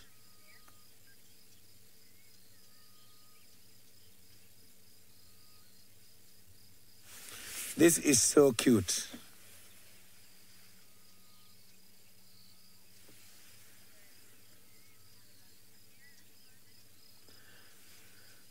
So now you can see we are giving you a very good sighting from the thermal FLIR camera. This is one of those very good cameras which can be able to detect the heat signatures. You can see what we are seeing there now. Beautiful impalas by the FLIR.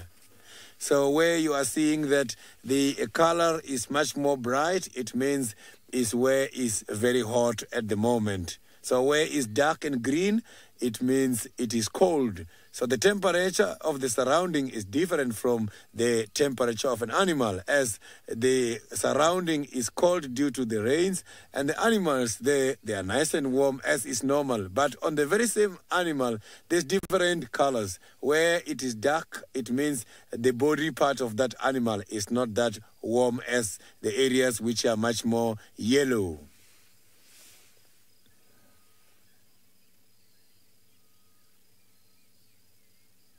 You can even see the trees at the background there.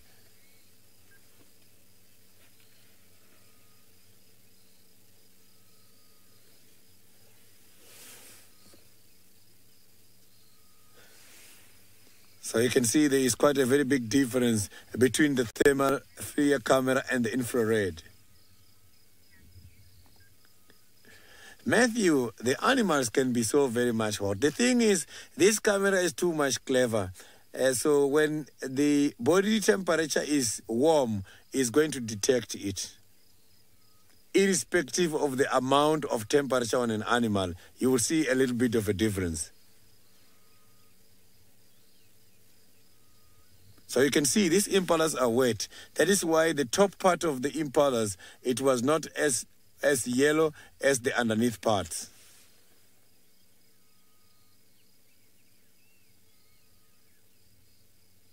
So you can see the impalas when the hairs are raised, you cannot see the three-dimensional colors. It looks like they've got only two colors, which is the reddish brown and white. You can't see that other much more lighter brown on the side. So it looks like the one we are seeing now doesn't have it, whereas it has got it. What is making that color to disappear now is that the hairs are raised so that they can protect themselves against the water and to also create a very nice blanket for the cold. It is very much chilly at the moment here where I am. I can also feel a little bit cold. I'm feeling a little bit cold at the moment.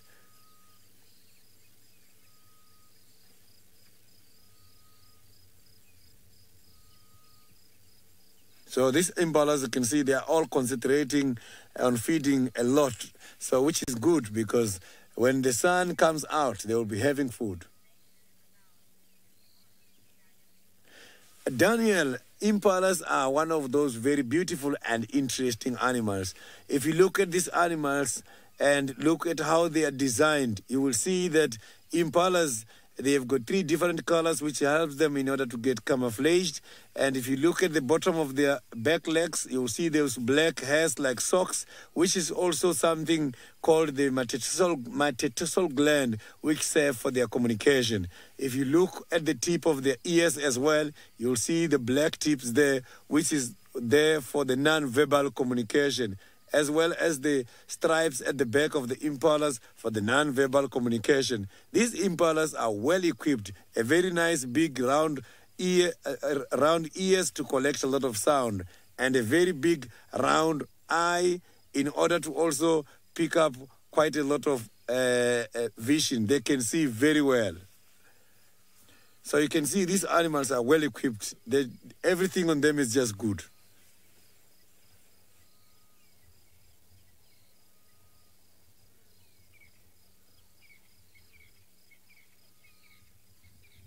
I can hear that there's some of the little impalas who are giving some noise, because normally when they're communicating with the little ones, they make noise such as eh.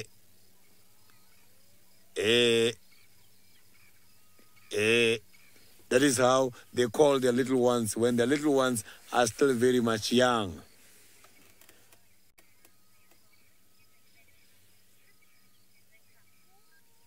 So now let's go back to Tristan.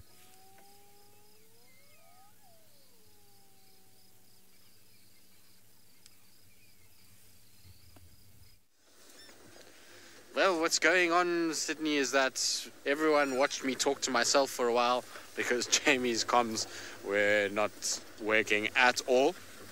And so I looked like a mad hatter driving around the Sabi Sands talking to myself. But anyway, Jamie was over a hotspot, and so we were on our way to go and investigate, which we duly did, only to discover that it was a big pile of poo. There we go, you guessed it. It was an elephant poo, a very, very, very large elephant poo that was there. And so the drone has led me to elephant poo this morning. That is a summary of my morning, and probably not a good indication of how life should be spent. Imagine if trying to quote that to somebody this morning. What did you do this morning? Well, a drone led me to a big pile of elephant poo. What did you do? Best find yet, you're right, Emma. That was Jamie's top draw.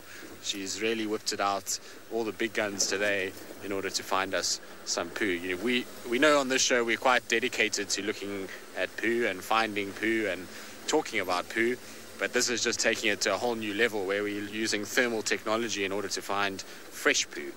And so I don't know where that elephant is, but it can't be too far away if it's still as warm as that. But Jamie had a good chuckle when I got there and she realized that's what it was. Exactly, Emma. Good drone session. Certainly was a success. Managed to find exactly what we were looking for this morning. Anyway, we're going to go and try and see if we can find the culprits that made that poo.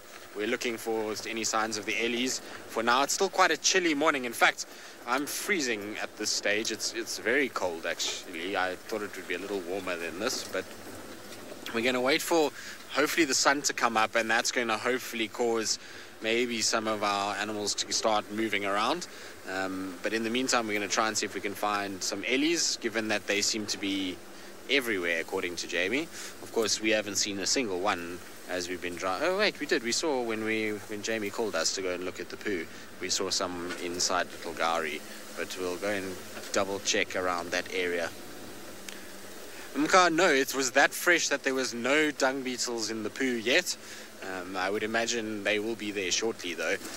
It's got a nice pungent smell to it. It's still very fresh, and so I'm pretty sure that the dung beetles will be arriving a little bit later. In fact, Sydney should probably head there, given how much he loves his dung beetles. I wouldn't be surprised there's some dung beetles that will be playing around in amongst that fresh, deposited, grassy poo that there is. Now we're on Battalier Road, which is where we had the last kind of tracks for Thandi and Kalamba together, moving about 2 days ago, and so I was just checking in the off chance that maybe they came back this way. Obviously we had tracks for them around Gowrie Pan yesterday, but you never know. Now, Mka, you were asking about migratory birds, and are they seasonal? Did I get that right, Emma? Doubting myself now as to whether I actually heard correctly. Elephants. Yeah, that's right. All right. Sad stars. So sorry. Do elephants migrate seasonally like birds? I hesitate to say like birds, because birds is a very different thing and a much bigger scale. But elephants will move according to the seasons, purely from a food source point of view. So when we see ellies moving around, we know that in the sort of February-March period or January-February period, they will travel. A lot of elephants from all over the Kruger will move to this area to try and go after the marula fruits that there are in this particular section, and then they start to travel into different areas for different food sources at different times of the year. So I suppose there is a bit of a seasonal movement, but it's not really a migration. I wouldn't define it as a migration. It's not all elephants moving at once into one area, and it's also some elephants will stay and not move at all. So they're not really migratory like that. They will just utilize food sources that they can potentially find in certain areas, and we know that, like I say, marulas, this marula belt that we're in, or the Mopani areas up in the north, those all get utilized at different times of the year, and lots of elephants will move back and forth. The reason why we also can't compare them to bird migrations is that birds don't have the same borders that elephants do. So you must remember that birds, well, there's no fences up in the sky, and so while they do have things like electrical pylons and various other things that they need to watch out for, they don't have the same restrictions nor the same density of people up in the sky itself. So they can go a lot further, a lot easier, whereas ellies, obviously, is a little tricky for them because they are really restricted these days. Human inhabitation and expanding communities have restricted the movements of elephants, and so there's no real major migratory elephants anymore. It was long believed that the elephants here in Kruger used to migrate all the way up towards northern Mozambique, southern Tanzania. And so, you know, there used to be migratory routes, but these days the elephants really don't migrate much at all. They can make do with just being kind of in one place and finding the food that they need. So there's the long answer to a question, I suppose. Right, now, we haven't got any sun as yet. It's still cold, but it looks like the clouds have separated and the sun's going to come out, which should hopefully heat things up fairly quickly. And so while we wait for our sun to rise, let's send you across to David, whose sun is already coming up. Right, Tristan, when we started here, it was rather chilly, and seeing some sun coming out there, it's a good sign that it will start warming up. I know it's still rather cold in South Africa because we are always 1 hour ahead of South Africa, and what man is doing now is what I call a natural flaming. I mean, the sun just came up, and that tells me that's the eastern horizon, and I'm wondering the coincidence of like the 4 trees there. 2 large trees, 2 small trees. Not sure whether Manu planned this or I did, but we just stopped and said, well, the sun's coming up. Do you have a look? And again, as I said, this is what I call natural framing. All the beautiful colors you'd think of is what is coming up, or what you can see there.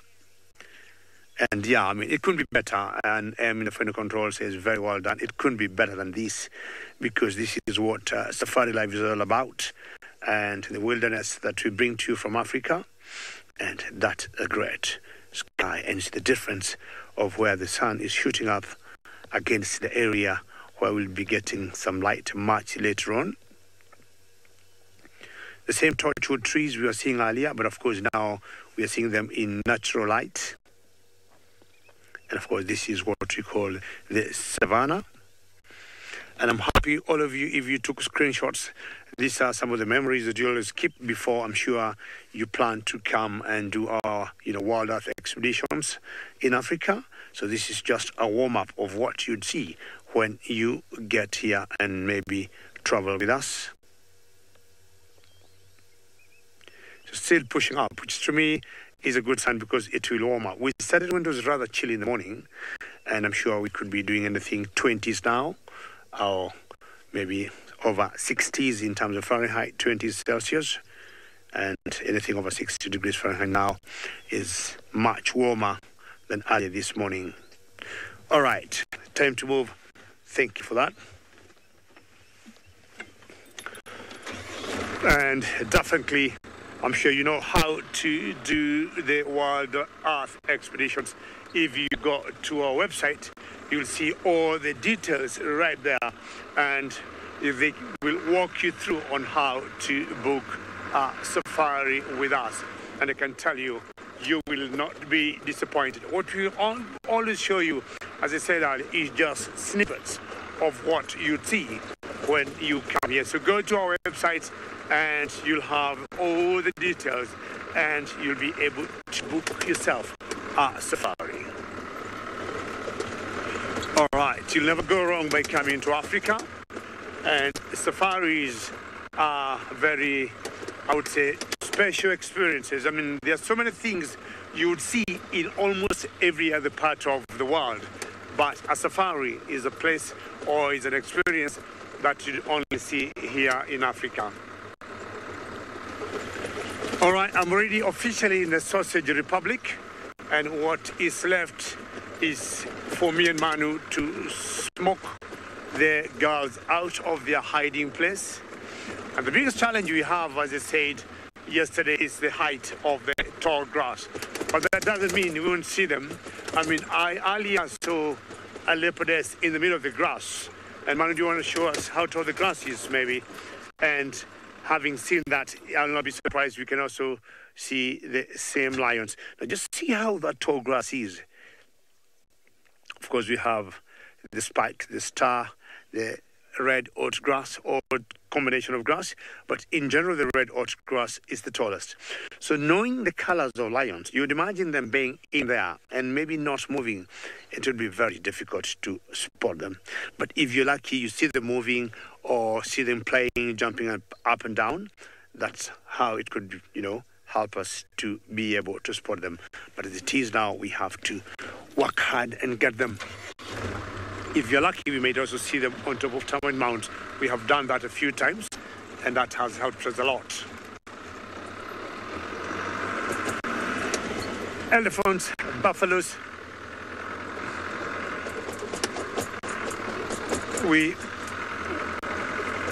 Sorry, we had a little breakup of a picture there, and that happens once in a while.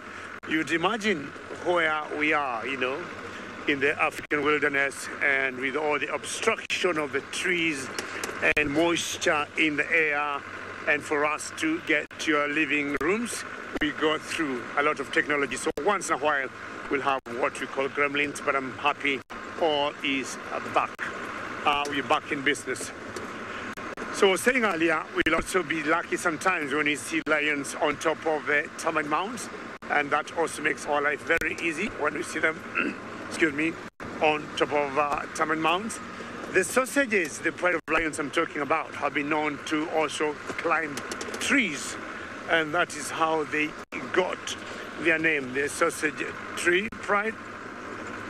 And if you're lucky to see them climbing trees, that makes our life easier. Now, currently with such tall grass, will make it easier maybe for them to get away from the flies if we have any of the grass and climb the trees. So I'll keep pushing towards the area I would expect to see them. But in the meantime, we'll take you back to South Africa to my friend Sydney.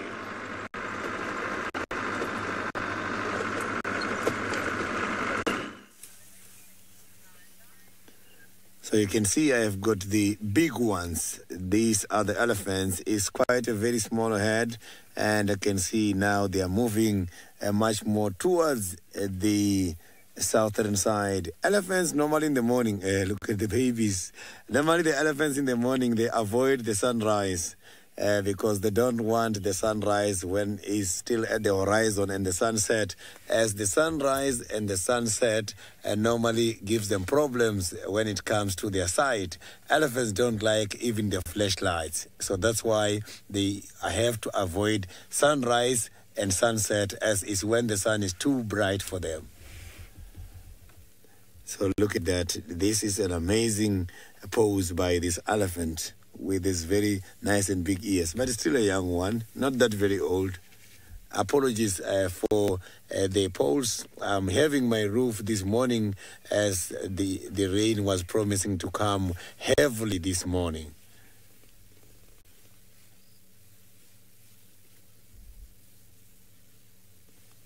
So it looks like the sun is going to be very much hot this afternoon.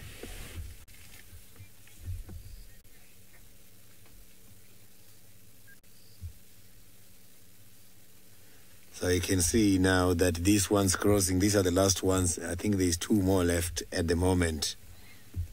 So it's not quite a lot. I think they are less than 20 at the moment, not more than that. Unless it's a big head and others are still behind. But so far, I am not hearing any branch breaking coming from behind. So it means this we are going to see now will be the last one from this big head.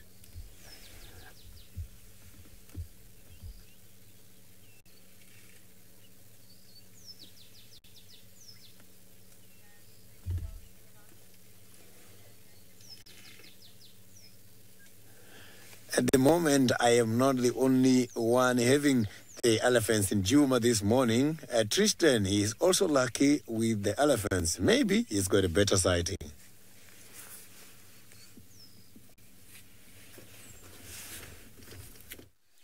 Indeed, we managed to catch up with some of the Ellies that were around, well, close to where we were. Unfortunately, they've gone south into Little Gowrie, so we've got a bit of an obscured view of them, and it seems like quite a nice sized herd. There's lots and lots of tracks for them, and we saw a few of them kind of milling around, and these are the last 2 of the herd that are taking it very easy and having a little bit of a chomp down on the bushes and various other things. Oh, hello. You're very grumpy. Now, why are you so upset? Coming charging over the road, there's an elephant that's for some reason not happy about life. Were you left behind? Apparently so.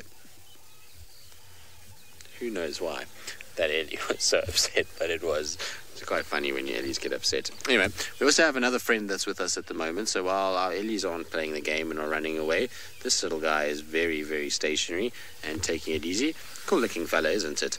So it's a caterpillar of some sort, obviously. A very hairy one at that, although it looks like it's had a little bit of a haircut in the middle, so it's got kind of a hairy forehead and then here. Oh, you're still upset. What's wrong? Just being full of nonsense. And then it's got a hairy little bum, and in between has all been cut and kind of cleaned, and everything looks as though it's been to a barber. But a really cool looking creature. It's got these sort of bristly antennas that are coming off the front. And then the rest of the body is all kind of white and just sort of landed on the car. As to which kind of moth this is from, I say moth because I suspect that it's a moth. Often the moths are a lot more kind of, all the caterpillars for moths are hairy like this. The butterfly ones typically not. But what it is, I have absolutely no idea. Now, apparently, this poor little caterpillar is very upset with you now, Emma. How dare you call it a toilet brush? Emma thinks it looks like a toilet brush. I think it looks like a pipe cleaner that hasn't been used yet. So it's still in a beautiful white condition. But toilet brush I wouldn't have gone for. Pipe cleaner may be better. But shame, imagine being called a toilet brush. That would be very, very upsetting in my life if I was called a toilet brush. I certainly wouldn't be very happy about things. I'm sorry, have we ruined your Tuesday morning, little one? Is it Tuesday today? Yes, it is. Yes, Emma, you should apologize. Very rude to call it a toilet brush. Right, now there's a car that wants to get past us, so I'm going to have to reposition slightly just to get them through. Also, I want to ask them if there's anything that's been happening of late. So, are you Harley? Move to your side, but nothing, eh? Yeah, you good? Good, yeah. Just Maningi and Global. That's it. It's Maningi family. It's a big family. Yeah. They all cross over this side. Yeah. Okay, and you don't know anything about Huma? They crossed into Samamili last night. Did they? Yeah. 6 of them and 1 Madoda. And one Madada? Yeah. From... No, one of the Mampimpan ones. Okay. Yeah. That's a good thing. Cool. Okay, I'll see you later.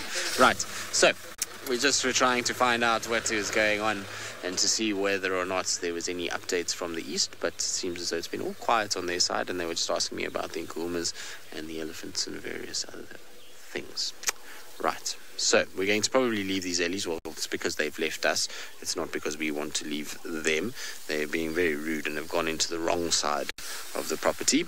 And so I think we are going to be sending you to Sydney. I'm not sure. I might have got this wrong, but either Sydney or David, and they'll both be a laugh, I'm sure.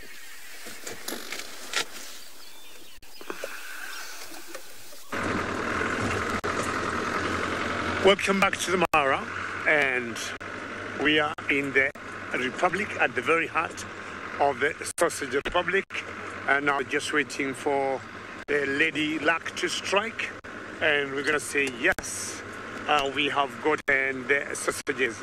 So far, not yet, and I'm not worried today, but I'm not sure why. I got lots of spirit and feeling that chances are we'll be able to get the sausages this morning. As I said earlier, for those of you who could have been watching, I was here yesterday.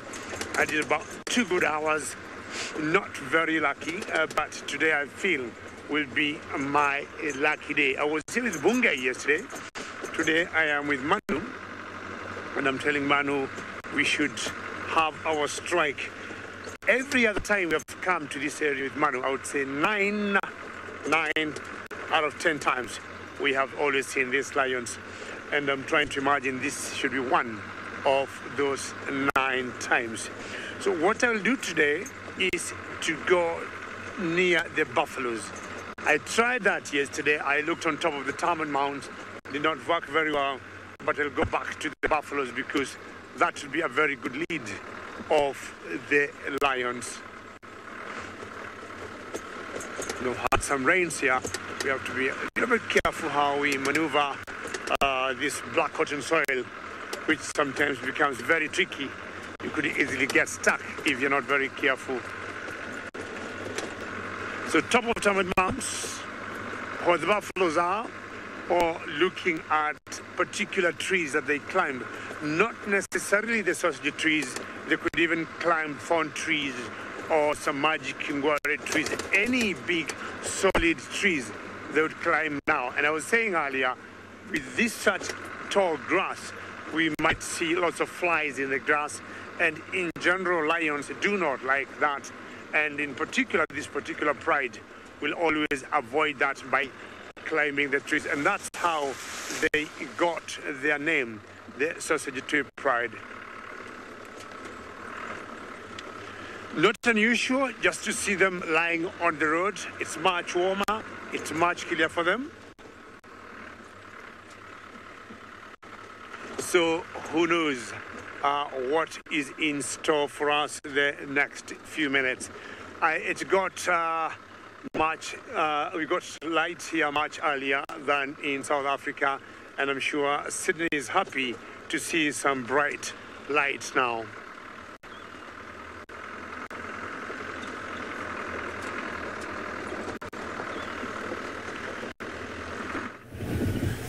So in Juma, the animals are hiding this morning. I think they had quite a lot of moisture here on the grasses. So the prey animals, they are concentrating deep in the bushes. Maybe that is also attracting the predators to follow them deep in there.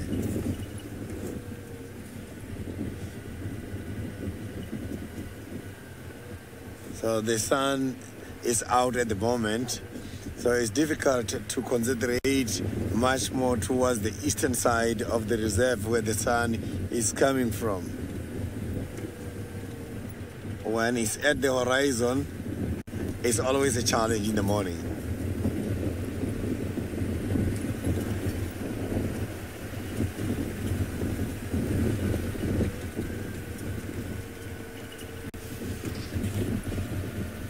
There's no sign of these big cats crossing to the Buffalo's Hook area. I'm checking the border between us and the Buffalo's Hook.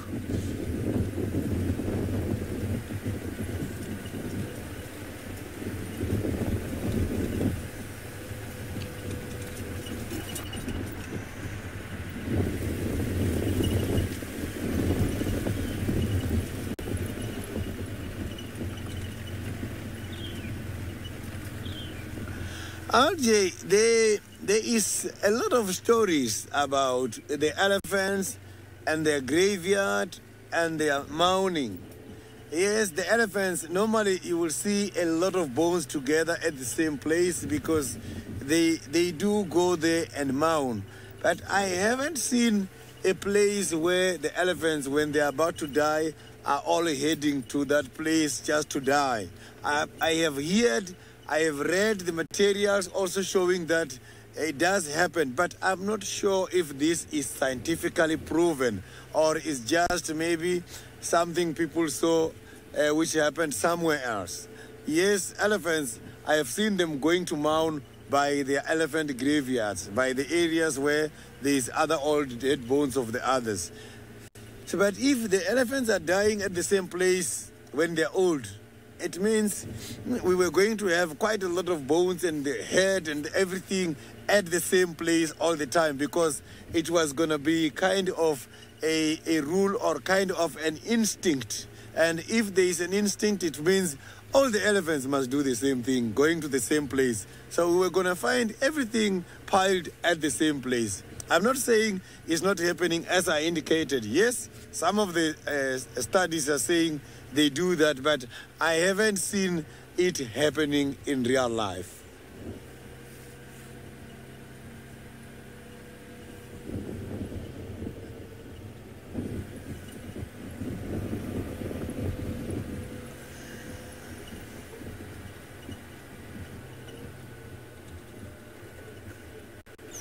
Elephants, how they operate, indeed, it is very cool. But if you can check, we have got quite a lot of similarities as human beings to the elephants. So elephants, they've got quite a lot of care. And if one of them dies when having little ones, the other one will take over and nurse and grow the little one. So they are so very loving. And again, elephant, how they rule their families is different from us, because they are matriarchal and a lot of us, we are patriarchal. Society in places, yes, some of the areas they are matriarchal, but some of the traditional practice are much more matriarchal, like when it comes to the issue of chieftaincies and kingships in different areas, they are much more matriarchal. So these elephants, they do resemble of the thing. And what I like about elephants, when distraction, come here by this place, or so. Due to a problem with the signals, we are now going to Tristan.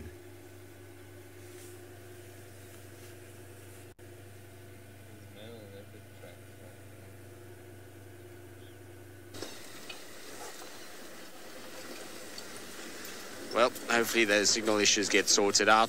Gremlins always a nightmare in the summertime.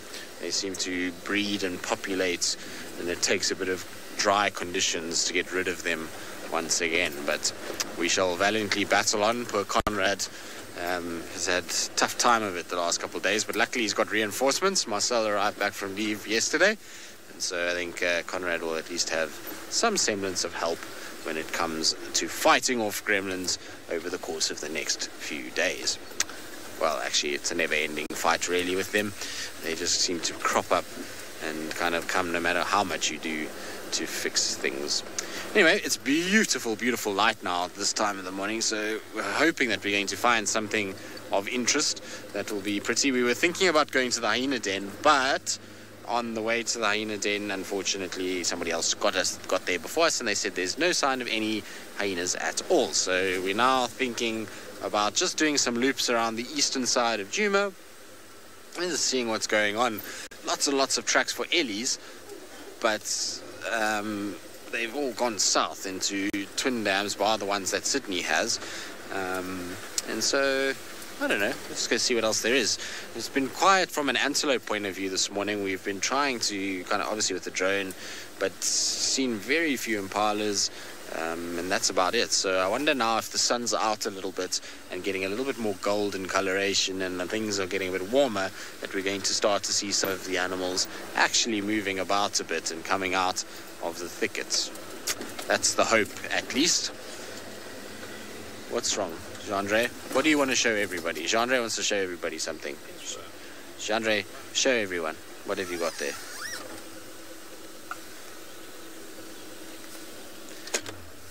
Jean-Andre has... Do you have an inchworm that you want to show everyone? Okay, do you want me to put it on the dash? I'd rather do it on the dash. Sounds like a weird thing. Do it on the dash. Come on, little inchworm. There we go. Alright, inchworm, you can go and make friends with your caterpillar that is around. I don't know where the caterpillar's gone. Caterpillar's busy cruising around. Apparently not. Come on. Onto the dashboard. There we go. Now, I know there's a whole party on the dashboard. We're just collecting insects as we go. But it's a very cool little inchworm. You can see why it's called an inchworm in the way that it walks. So it's got legs at the front of its body and at the back, and nothing in between. And so what it does is it slowly stretches forward with those front legs, and then it pulls its back legs to meet the front legs, and it kind of inches its way along. Imagine that.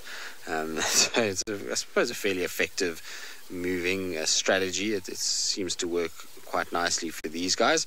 And then you'll find when they get onto a sort of branch or something like that, then they'll stretch themselves out completely flat, and that coloration will blend in really well. If you put that onto a little grey piece of bark, it's going to camouflage incredibly well. It's going to be very, very tricky for anything to actually be able to see it. But Jean-Andre, how have you collected everything? This morning has been a collection of things in the back. Now, I forgot to tell all of you about this first thing this morning, which was a rude awakening. Now, a lot of you are saying how cute this is as this caterpillar strides off into the sunrise. It's not the sunset, but, you know, you get the point. But this morning was a rude awakening. So we were driving along. We had been out for no longer than about 4 minutes, and we were puttering along, and there was a nightjar in the road, as is generally the case when it's dark. And so we drove, and normally the nightjars, as you kind of approach them, they then fly up and fly off. But this particular nightjar was not obviously from the smartest gene pool within the nightjar realm, because it flew directly at my head, right, and then missed my head, and instead of going out the side, it tried to fly up, but there was a roof, and so it flew and then couldn't get out on top of the roof, and ended up then plummeting to Jean-Andre's feet, and decided that it was going to be much happier and nice and cozy down below near the batteries, and so it decided to sit there for a while until we tried to get rid of it, because obviously we couldn't have a stowaway on our vehicle for that long. So we tried to then kind of get it out, but it just didn't want to fly out. It was happy inside there, and so eventually Jean-Andre had to use his ninja skills and grab it, and then very gently, of course, he didn't hurt it, and then we let it go, and it flew off out the side of the car. So we were attacked by a nightjar this morning. I know, vicious things they are, and you've got to be careful with them. They got their, you know,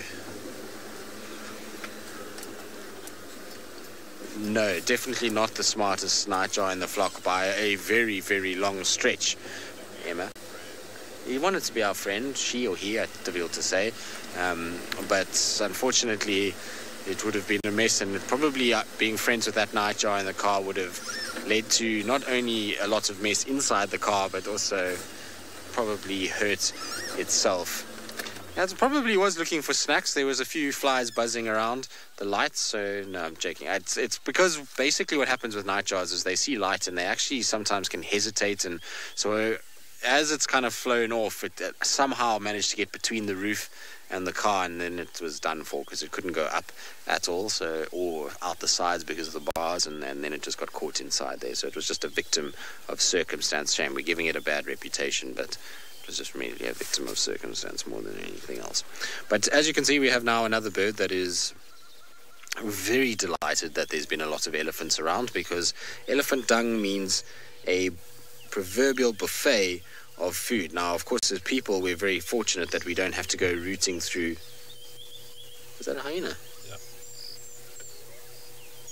That sounds very close to the den, Jean-Andre. Maybe it's not the worst idea to go back past there. But anyway, luckily us as humans, we don't have to go sifting through poo in order to find our food.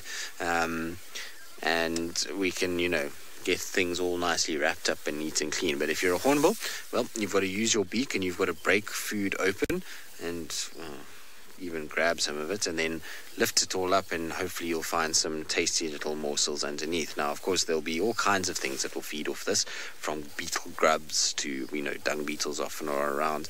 But what this particular hornbill is targeting is termites more than anything else. So there'll be termites that often come up underneath the elephant dung and start to pull the dung down or build their mounds around the dung. And so what it's doing is it's lifting and then probably grabbing and eating them. So that would be my guess as to what it's going for. You can see how it's kind of trying to get down to sort of the soil layer and being very feisty about doing it. There we go. Got a little piece. Now that dung is very fresh. I mean, that dung's from last night. But you can see already how much these termites can break it down. Now, a lot of you are wondering if this is Winston, that's Mrs. Taylor. No, this is not Winston. Winston is a yellow-billed hornbill. This is a red-billed hornbill, so this is not the same bird, I'm afraid. Also, hornbills are fairly common out here, so knowing which hornbill is which will be very tricky, but at least we know that this is a different species and therefore can't be Winston, or it couldn't be Winston 2.0. Just decided to go to the hairdresser and have a sort of bill change and get it red rather than yellow. No, Winston is up at Buffelshoek Dam. Quite easy to go find Winston. You just park at Buffelshoek Dam for 10 minutes and Winston normally arrives. Because unfortunately, I think people have fed Winston a few times at that waterhole. And so, unfortunately, he does come down when you park there. But that's, like I say, a different hornbill to this fella who's really enjoying his snack. I'm actually don't want to disturb it. I really don't want to drive forward because I'm envious of the fact that it's having a seriously nice breakfast by this stage. Right, now while this hornbill snacks are on its various little insects that it's found, let's send you back up to the Masai Mara and David and see how he's getting on his side.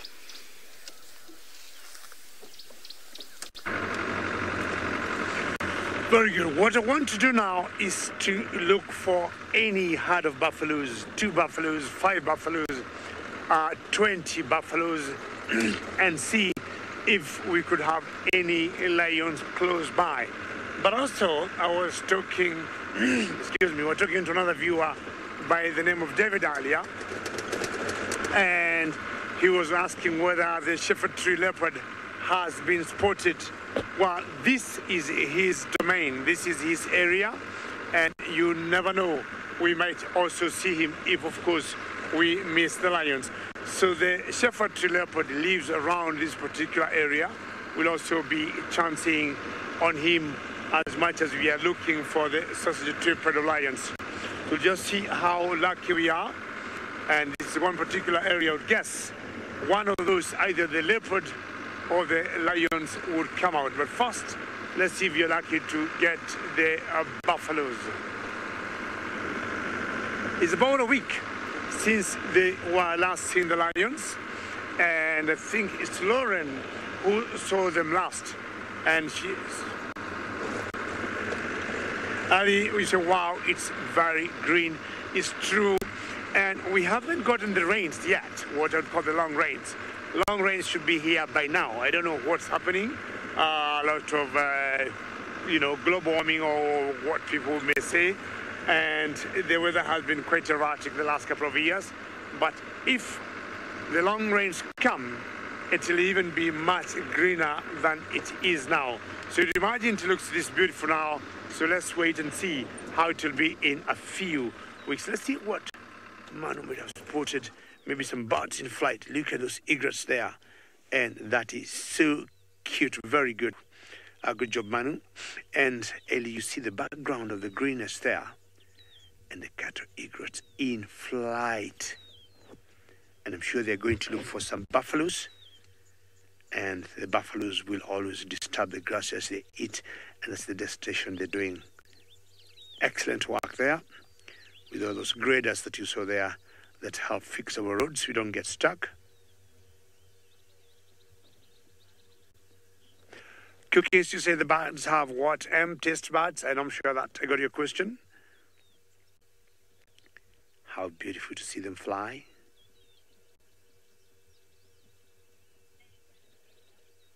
Yes, they do. Birds do have that. And once they get to the buffaloes or once they get to herd, we'll be able to see how they will be feeding on the insects.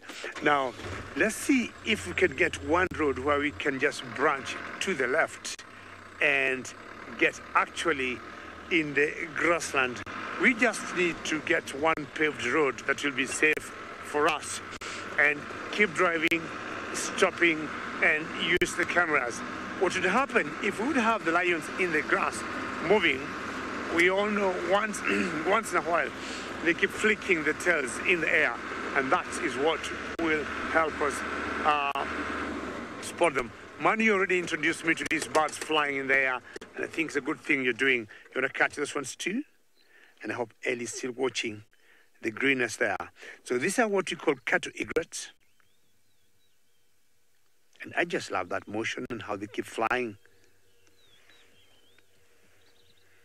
I'm not sure the ones in the back are giving the ones in the front chances, and they keep swooping back front and creating some airbags so that when they fly, it makes it easier for everybody to keep the momentum. If I'm in the air myself flying and they follow those birds, I will end.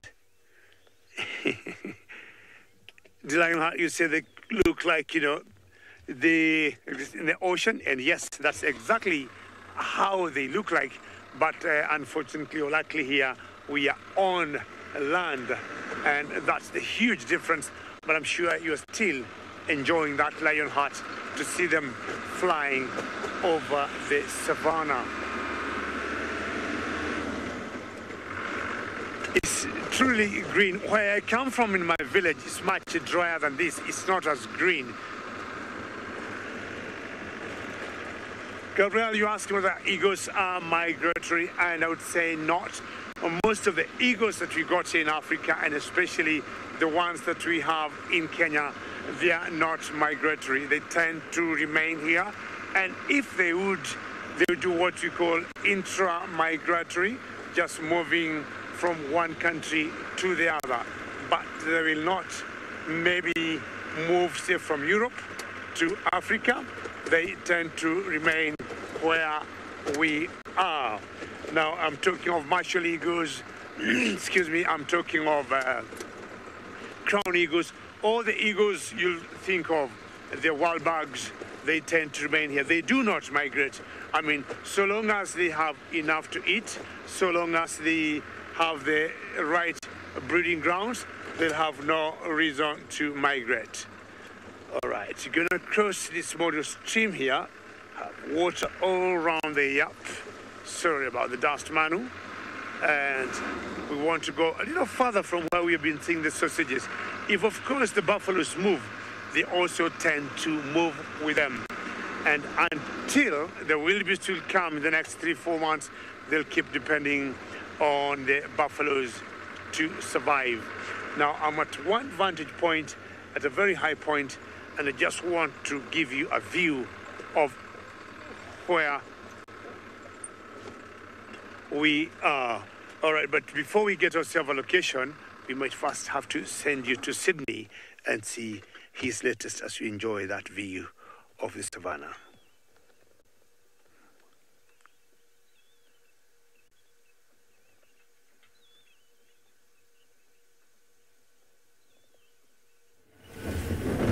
I am just waiting for those animals who will be happy to come out for the sun. As I indicated earlier that this morning is a little bit chilly, and now the sun is coming out strongly. So the animals, maybe they will start to come out for this sun.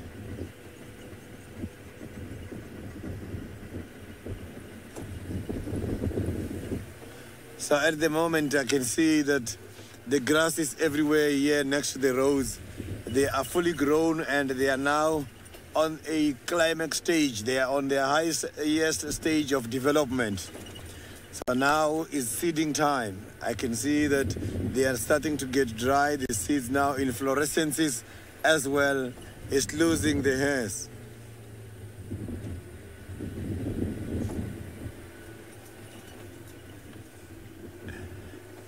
But in Juma is different because if you can check, we are right by the savannah bushveld.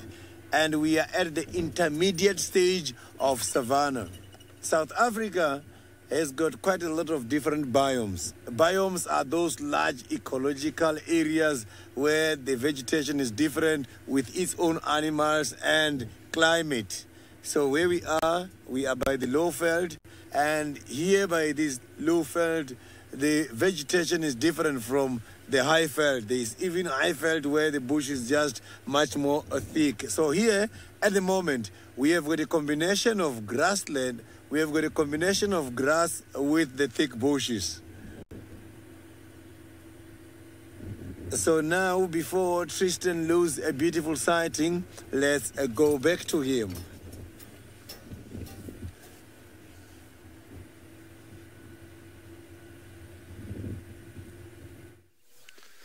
Well, unfortunately, this poor little bark spider got its day ruined by us because we came bumbling along and our roof hit its web, and now it's having to figure out what it's going to do with life. And so it's kind of bouncing around all over the place, giving Genre an absolute nightmare as it tries to kind of sort itself out. What's amazing with these guys is that they will spin their web at night, and then they actually will consume it and eat it during the course of the morning, so that they can go and then hide and camouflage up against a tree, hence the name bark spider. They'll look just like bark, and then eventually they kind of will come out in the evening again. But the fact that they can consume their own web is pretty incredible, and the speed at which they do it is also unbelievable. They do it in a few seconds. They can kind of chomp up most of what they've spun already. Now, the reason why they eat it is because it's actually, a web is protein at the end of the day, and so it's nutrients that they can gain back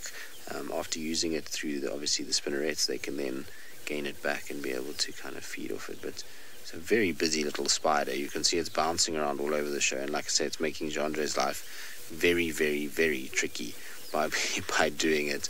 It constantly just seems to kind of like jump out of the frame and then come back again. I think it's probably Genre because there's a bit of a breeze blowing, and I think also the other part of it is that the strand that it's attached to is my cap, so if I move, it's going to move. Let's test the theory. I'm going to move my head. No, Daniel, they don't eat bark. Yes, you see, look, it was attached to my head. That's why it was giving Genre such a problem. Because look, Genre, I can control it like a little puppet master now, which would probably be, there we go. Which way do you want it to go, right or left, Genre? Let's go right, and we can go left. We can go right, we can go left. Shame, this poor spider is now having tough time with us. Like I say, I feel like a little puppet master. It must not be fun to be attached to my left hand because it involuntarily moves every now and then, and now we're going to have a spider that's going to move all over the place. The good thing is, though, is I can hold it fairly steady for you now, Genre. There's a bit of a movement with the breeze, but otherwise it's not going to go bouncing around all over the place like it was earlier when I was moving my head around with absolutely no idea that it was attached to my head. So nearly, the spider's going to get airsick. Yes, this poor spider unfortunately has had the wrong type of animal come along because we have moved around and bounced it around all over the place unknowingly, to be fair. I didn't think its web was attached to my head, and so I was moving my head around and not knowing that I was the one causing it. It took a bit of kind of sunlight to shine on the web for me to realize the angle was onto my cap, and therefore that's why the poor thing was being bounced all over the place and was having a really tough time of it. But at least now we're kind of holding it fairly steady, and I say fairly steady because it's only so long you can actually hold your arm like this before it's going to get a little uncomfortable. So what we're going to do is we're just going to let go. Oh no, come on web. Right, okay, I'm going to try and detach myself from this web and try and get it off me, and in the meantime though, let's send you back across to Sydney so he can carry on his conversation.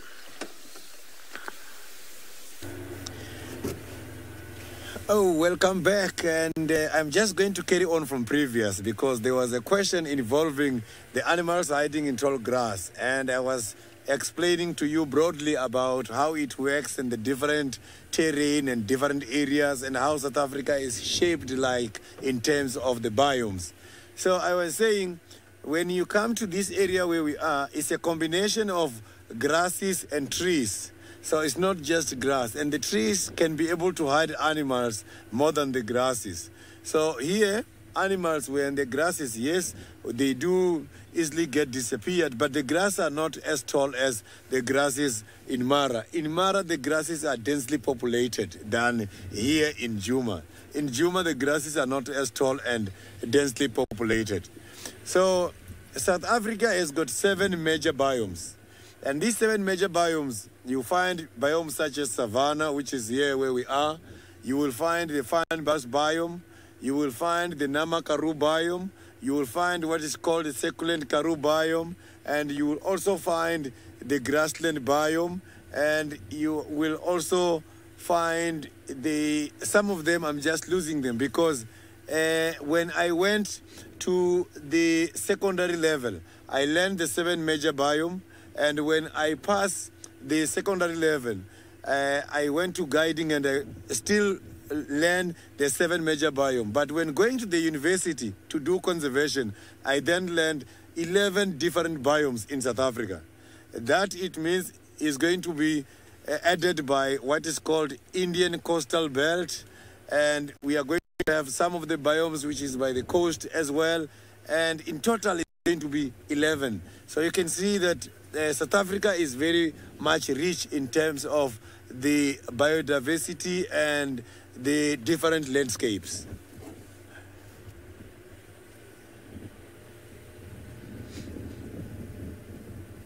And some of these areas, they don't have same kind of vegetation. Yeah, it is so very much interesting. And yeah, Sandster, you will see we only have these 7 famous major biomes, but in total is about 11 biomes. And apart from these biomes, we've got some other areas which are called the biosphere reserves. Biosphere reserves is whereby they check an area which has got same kind of vegetation and everything, and they combine it together and protect it when it comes to the ecological importance. So there's different biospheres in the very same biomes. There is biosphere reserves.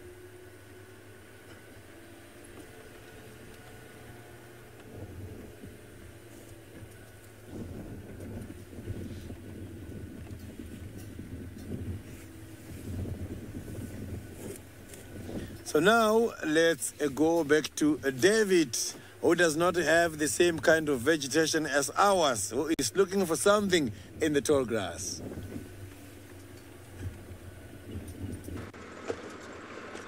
Yeah, certainly right. This is where we have the longest grass, I would say, the whole of Africa currently in the Mara. And it's the red hot grass, as I said earlier. And at times, it gets up to 6 feet high. So you'd imagine, Sydney is a lot taller than me, but he may also struggle like me when we both end up in this grass. I was talking to Lauren last night, and I told her hopefully she doesn't get a breakdown in the middle of the grass where she may need to walk, because if she walks, she's going to disappear in the grass because of how high the grass is, and she's not a very tall girl, so that could be a challenge. But for someone like Sydney, would easily make his way and maybe be able to see any danger or lions ahead of him. Well, we have not been very lucky as yet with these lions that we are looking for, but we still have a lot of time to look through this sea of grass, and most likely we're going to see something pop up. We haven't seen a single herd of buffalo, which I said earlier is what you'd be looking for. Minamu, would you like to know whether you got bush babies in the Mara? Yes, absolutely. We got lots of bush babies in the Mara. But somehow, we are always not as lucky as it is, Minamu, in Djuma, where they see lots of bush babies. But yeah, just to answer your question, here in the Mara, we also got bush babies. I have seen quite a few at night, and again, it's always a question of being at the right place and being lucky. Yes, but minimal, we got bush babies here in the Mara. Watering point would also help to locate these lions. If they would have had a kill, say for example last night, and they're going for a drink before they go to bed, that could be another good place or point to look at them. 1 week is a long time for them not to show up, and I think today should be a good day for them to show their faces.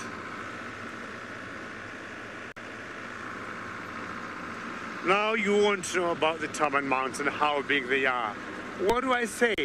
In the Mara, they might not be as tall, but they're wider and apparently different color. They're much darker here, and we got more varieties of termites here than in Juma. Now, the chemistry of the soil here is different because you have what you call the black cotton soil. So if you compare the termite mounds here and the one in the Mara, you'll see, I mean the ones in Juma, you'll notice they are very different. I don't know how far, Manu, that is from where we are. You want me to back up a little bit?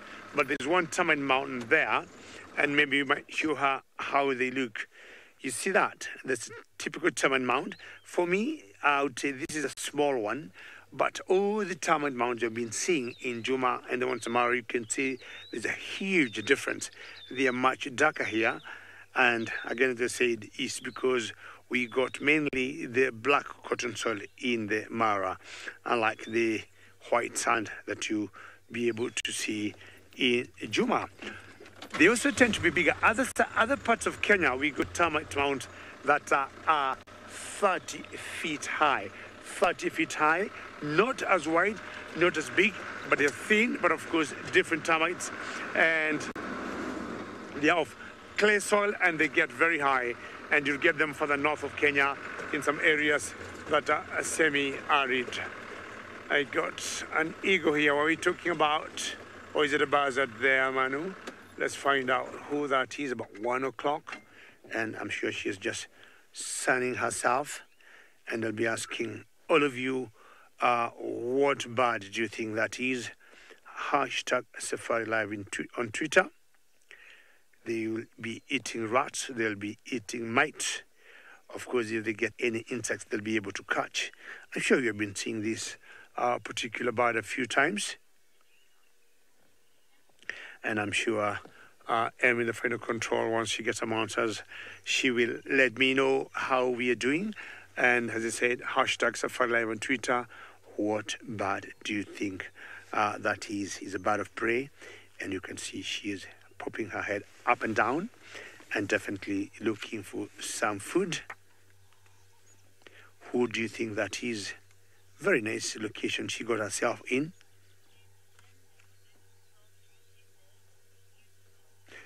Linda, thank you very much. She is beautiful, and what a location she has put herself in. Thank you very much, Linda, and always a pleasure to hear your name, to know you're watching. See the yellow feet there?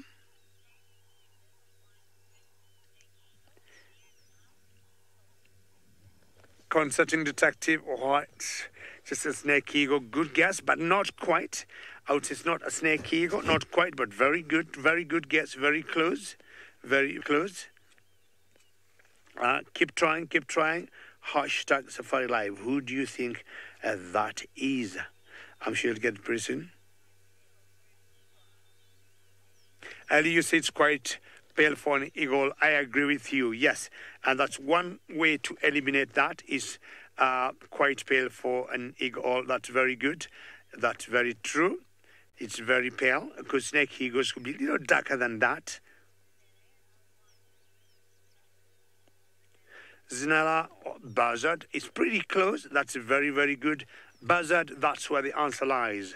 Buzzard, that's where the answer lies. Very well done. So let's now think on the lines of a buzzard as he flies out there. Good job, Manu. You're going to change the position. You're going to come closer. Ooh. And now that way, we should be able to get who she is. Indigo Girl, Curry Bastard, not bad. Not bad, Indigo Girl, but you realize Curry Bastards in general are always on the ground. But that's a very good try. But let's stick to the bastard. Let's stick to the bastard. Don't move away from the bastard. Cat, very well done. That's an Aga Buzzard. Very well done. You got it correct. That is an Aga Buzzard. Very, very well done. Correct. It's an Aga Buzzard. I'm going to give you a very big clap from where I am. And that's right. And now she even got a better location than before. And that is an Aga Buzzard. Very well done. Eating, as I said, rats, mites, any reptiles they'll get on the ground. That's what they'll be feeding on. Aga Buzzard is the correct answer. You see how she just, popping her head up and down? And what they do from up there, they'd be looking for anything moving, and they'll gauge, is it worth going for it? What is it? Is it dangerous? And how do they fly? And they may fly down, use their talons, and just catch it and fly back with it, back to maybe the same thing. Or first kill it where it is, or choose to eat it there. Carol, you said it looks like a snake ego is interesting.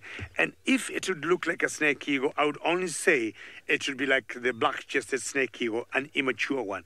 But again, as the name says, just black-chested, would be seeing a lot of black on the chest. But from a distance, it would look like it. But remember, snake egos tend to perch like 90 degrees from where they are. So this one's a little bended, like 45 degrees. So snake egos will be like 90 degrees. Are you seeing something from where you are? She could definitely be seeing something that we can see. And if she does, you'll just see her fly down. Sorry, what did Ravinda say there?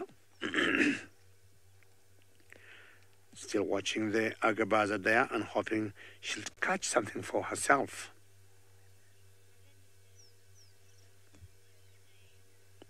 Oh, Ravinda, very good. Oh, okay, Ravinda, good to hear. That's the first time you are hearing the name of this buzzard, yes. And yeah, very good to know. Maybe it's going to be a new one on your bad list. It's going to increase it, Ravinda. Always good to hear your name. And yes, this is an Aga buzzard. But I'll tell you what, Ravinda, we have a different Aga buzzard. If you go to the northern part of Kenya, we have Aga buzzards that are completely black in color. They are all dark. And you'll be surprised when they are also called Aga buzzard because they do not look anything like this. They have what we call a dark morph. No white in them, not, on the head, not on, on the breast. It's all black, as you see on the shoulders. And they are dark morphs of the Aga buzzard. But of course, they are a little bit, I would say, leucistic. But they still remain Aga buzzard. And it's because of where they're found. They are found in very high elevation areas. Just like the leopards we see around the same area, Mount Kenya area, or an area called the Aberdares. We have leopards there that you do not see the spots. Unless you look very, very carefully, the spots are kind of, or what we call the melanistic leopards. So, similar or same species of animals in that area, same species of birds in that area, but they look a little different from what we'd see in the Mara or maybe in Joma.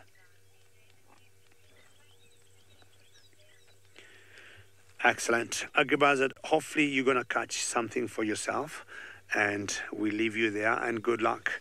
Let's go back to Sydney and find out how he's doing in South Africa.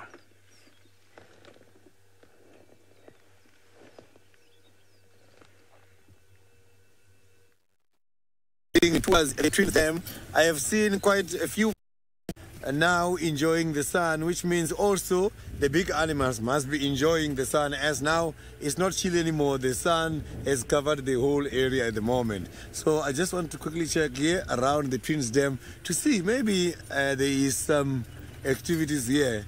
It looks very much quiet. And if I don't find anything here, I'm going to go up and see if we cannot see the tracks of Kalamba somewhere in the middle.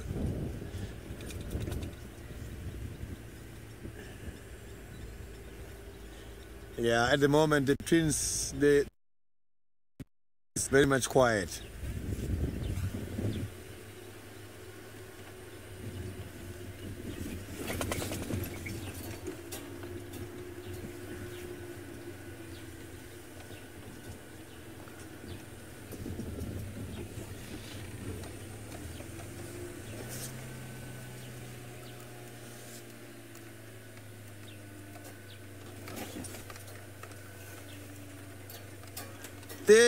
The bio is a large ecological area which has its own types of animals and the different climate. So a biosphere is large. A biosphere is a small area which can have also the same kind of animals. So the biosphere is a large one, the biome is small.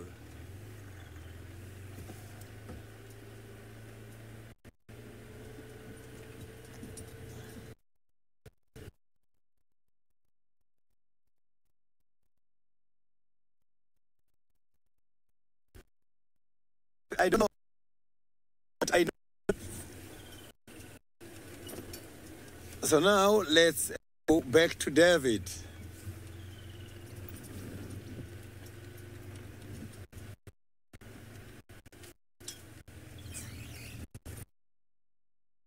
Well, we just watched that Agabazard, and I'm happy that Ravinda, you have a new bird on your list now.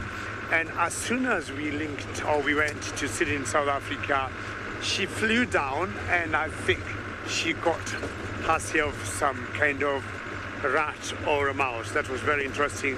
So she disappeared in the grass a couple of minutes, and as she came up, we thought she came up with something on her feet. And I'm very happy for her because she got some breakfast. Now, we'll be stopping again. We earlier stopped to show you the view of the Mara and the beauty of the savannah here.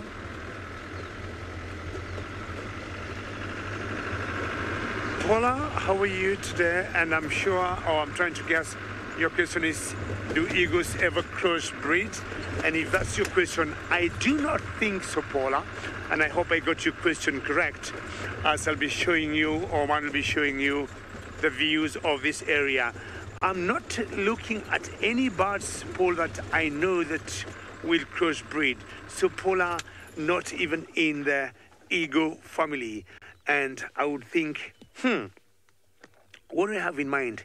Not really. I'm looking at all the eagles I know of, the martial eagles, the crown eagles, tawny eagles, the wild bugs, and what others? I mean, all the eagles I would think of, I do not think they ever crisscross. And even for the animals, for the normal, mammals that we have, that has not happened. And when it happens, it will be us human beings who will do that. So I would say eagles do not cross. I would imagine, for example, a hybrid, Paula, of a crown eagle and a martial eagle. Martial eagles are some of the largest eagles we have in Africa. I would say they're the largest eagles we have in Africa. Crown eagles are the strongest eagles we have in Africa, and that's pretty big. But yes, I mean, as Am says in the final control, it could be awesome to see a crossbreed of, say, a crown eagle and a martial eagle. Personally, I do not advocate that. You have seen, I'm sure, Paula, of ligers, for example, what human beings have done crossing tigers and lions. Personally, I do not advocate that. But I would imagine, how would a cross of, for example, a tawny eagle and a wild bug's eagle look like? The only challenge for that, as we keep enjoying this beautiful savannah, and I think that a yellow-mantled widow bird, they're flying. Well done, Manu. Excellent, good job. Look at how he is struggling to fly. I'm saying a he because I'm 100% that is a male. And if it's a Jackson widow bird, the males will have those long tails, and with this long grass, they'll be feeding on the seeds of this long grass, and also they'll be making nest. There he goes again. Good job, Manu. You see the challenge on the flight there. It's because of the weight and the length of that tail. But I'll tell you what, that to him is a plus because he becomes very popular with the females. The females will want such males. The reason being, now, this particular male have been flying for miles and miles. This particular male have such a long tail. This particular male have such a heavy tail. But he is still managing, he is still surviving, which translates into him being a very strong male. And that's what the females want. They want strong males which will have good genes. When they hatch, the chicks they'll get, they will survive. So similar males like this that will have shorter tails and not as big and not as heavy, you'll see the girls or the females will not care about them. So those long and heavy tails, they become an encumbrance, I would say, to those males when they fly. Paula, absolutely correct. Paula, I agree with you. And that tail, you see it's struggling as it flies, and it weighs it down, it pulls it down, but still it manages to fly. And Paula, that's what the females be looking at. So when the females, you'll see this time around that the females will be mating with those birds or with those males that have those long and heavy tails, for the one reason that I said. They notice that they want such strong males that they can fly that far. Look, Paula, at that beauty of those cliffs there in the background, and that's part of the Uluru escarpment. And up there, once in a while, we have seen particular antelopes that we call cliff springers. Cliff springers are particular antelopes that will tend to hang out in such areas. They love rocks, and they tend to bounce from one rock to another. They have like padded hooves, and when they land on those rocks, they just, bounce. And they also got hollow fur, which give them some kind of buoyancy when they jump from one area to another. You'll not be surprised to see a leopard in such an area. Baboons, too, but definitely not giraffes, not ellis, because those are pretty tough angles for them. Eagles could be in such particular area. I'll not be surprised to see them there. And the other side of that escarpment will be now moving towards Tanzania. I would imagine building a little camp there and having the view of the Mara from there every morning.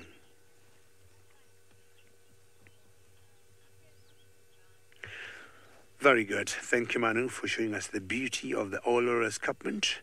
And we'll take you back to the leopard whisperer and maybe ask him why he is not whispering to the leopards today.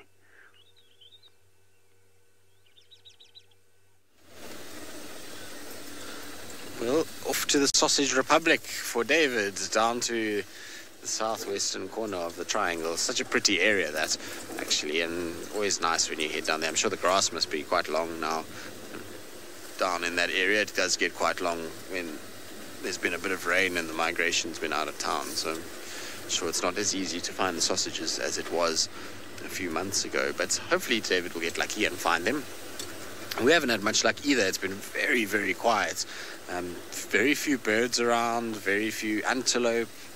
In fact, we haven't. John, have we seen anything other than one or two impala this morning? I don't think so.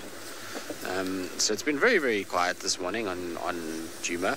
What's really interesting is that we have a rainfall group that we're part of, that I'm part of, on WhatsApp. And I was just getting all the rainfall figures from last night. Now here in Djuma, if we got 5 mils, it was a lot, 5 millimeters of rain. We measure our rain in millimeters here, not inches. And if we got 5 millimeters of rain, it really must have been a lot. But some of the guys down in the south of the reserve, once again, have received infinitely more rain than what we have. So it sounds like Kirkman's, Lion Sands, they got 90 mils of rain last night, which is a huge amount. And so their rainfall must be, I reckon, at least 4 times what we've received this summer and yet it's only not even 20 kilometers away. So it just gives you an idea of how patchy the rain has been. But hopefully, we'll get a storm like that again, because what's also quite sort of sobering, if that's the right word, is just how dry a lot of Djuma is. Now, you might think to yourself, what is Tristan on about? Because doesn't look dry at all. There's big green thickets everywhere, and the bush is lush and tall and looking healthy. Well, if you actually look closely and you look at the various sort of pans that we've got in this area, a lot of these pans are completely dry, if not drying. And we went past Buffelshoek Dam early this morning, and there's Egyptian geese walking right through the middle of the dam. So it gives you an idea of how shallow it is. So a lot of the pans are drying up and are not nearly as full as I would expect them to be at this time of the year. And yes, the grass is very long, but the grass is also very, very patchy, and there's quite a nice example here of what I'm actually talking about. So if you look on my right-hand side here, you'll see that there is grass that is growing, obviously, but look at in between the grass, there's huge amounts of sand in between, so it hasn't really spread nicely yet. There's still a lot of patchiness to the grass, which is probably still the effects of that drought, and it's going to take a long time until we get a nice even covering of grass. And so when winter comes along and this dies back, this is going to get quite dusty and barren quite quickly, and you'll be surprised at how fast this grass starts to die back. Already the grass has taken on a very different tone to what it was 2-3 weeks ago, when it was that sort of emerald green. It's now starting to take on more of a sort of yellow kind of coloration as the grass begins to sort of start dying. And that's probably also because the temperatures have started to change. It's definitely getting cooler in the mornings and evenings. And so, yesterday was a very hot day, but this morning was quite chilly. So I think the kind of mixture of very hot in the day and then cold at night is going to cause the grasses to start sort of sitting a little bit, and we're not going to see nearly as much growth as what we saw over the last couple of weeks.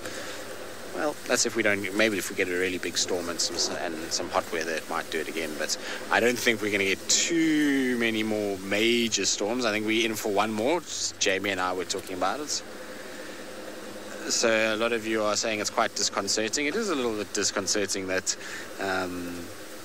we haven't had as much rainfall up here.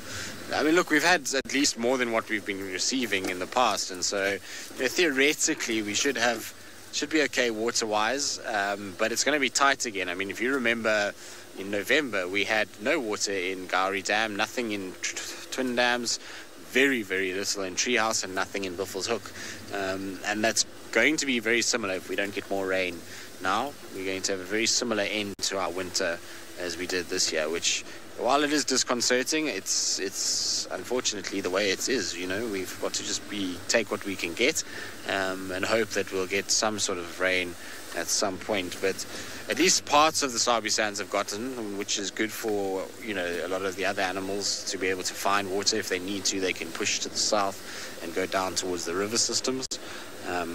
But it is what it is. It's not ideal, but it's the way life goes. Is you can't always get exactly what you want, and in some respects, not getting huge rains like that is a blessing in disguise from a kind of operation point of view. To drive around is very difficult when you get rain like that. Anyway, we're going to keep going. We're going to keep sort of puttering about in the hope that we're going to bump into something or some trucks. And in the meantime, let's send you up to David, who's looking emerald in his own right with his sugar.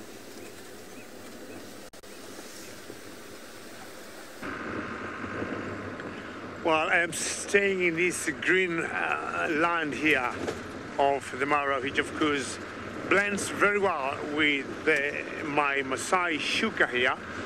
And I remember the other day I came out of the car, that was before I went for my leave about 3 weeks ago, and I was trying to show the viewers how tall the grass is.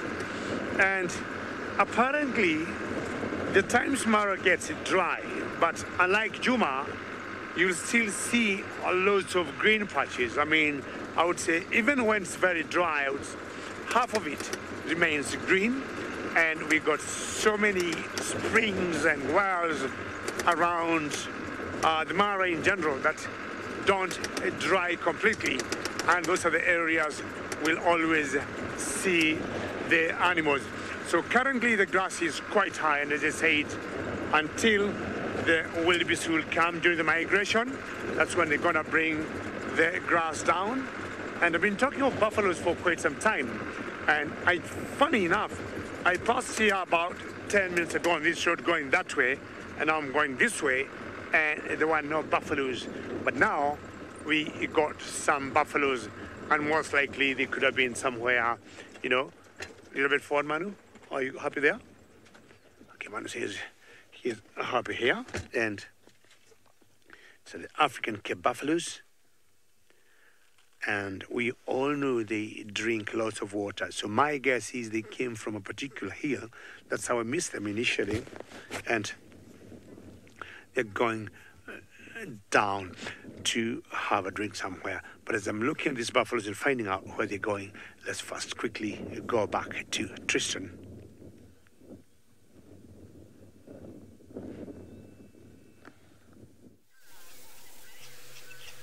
Indeed, a lot slower and far less fidgety, I would imagine, than this fella, who's very upset about something. What it is, I'm not quite sure, but it is... Oh, it's a proper stretch. So not only is it squeaking and tail flicking, you even have a little morning stretch in the sunshine. What are you doing?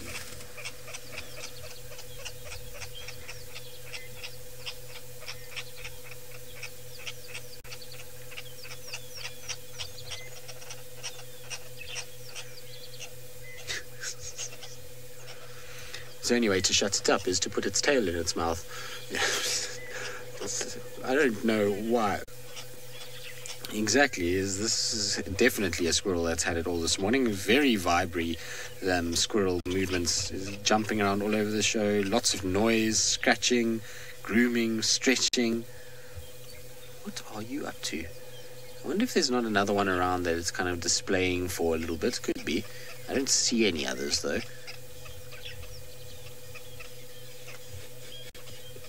What are you doing? It's hilarious. It's torn between making noise and trying to actually clean itself. So there's these odd little squeaks between mouthfuls of grooming. Silly squirrel. Now we're going to go up there. We're going to go bite the tree. Pradeep, you're very excited. Yes, Pradeep, you do love a squirrel, don't you?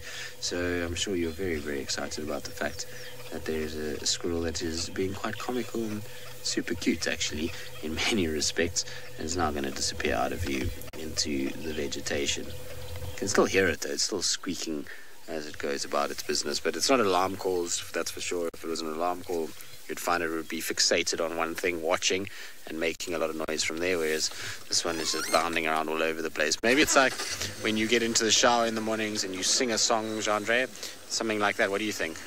Maybe. It's like the morning sunshine and singing to itself as it goes about its morning's business. Rusty, why are you making such a horrible noise? Behave yourself. I'm not singing, no. It's the squirrel sang for us, Jean-Andre.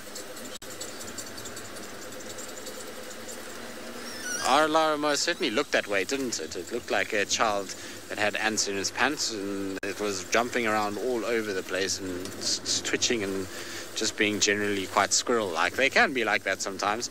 I suppose after a rainy start to the day and then now beautiful, brilliant sunshine, it's made it quite sort of hyperactive and got energy to burn, and maybe why it's jumping around all over the place, feeling very happy about life, or it just decided it's going to have a good day. It woke up on the right side of the bed, you know, no work today. It's got given the day off by its boss, and now it's just kind of happy to mill about and sing as it gets ready for a day of leisure. Now, Diane, too much caffeine, you say? Yes, very much so. It certainly looks that way. You see the barbet here, Jean-Andre. Let's see if we can get a bird on camera. Oh, all the viewers want you to sing again, Jean-Andre.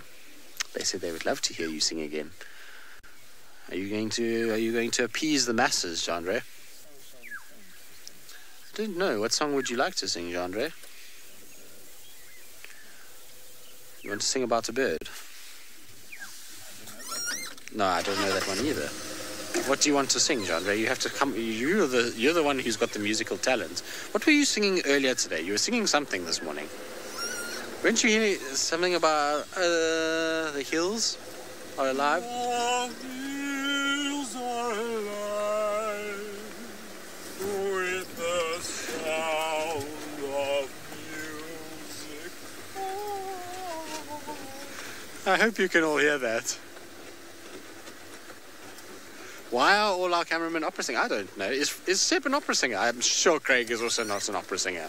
Like, I'm pretty sure that Craig, of all of them, does not sing opera at any stage. Oh, well, Senzo, yes. Senzo loves a bit of opera, and so does Jandre. Yes, all was a very strong word. But well done, Jandre. You belted that one out, that's for sure.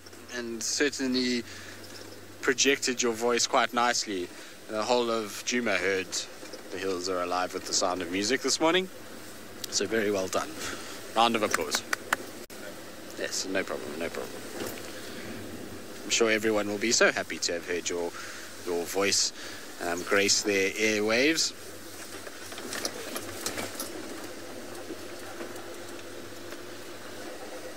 Right, now, our bush has been, well, rather silent for us this morning. Juma has not delivered much, but it sounds like Sydney has, well, he's got a lot more things that are alive than what we have.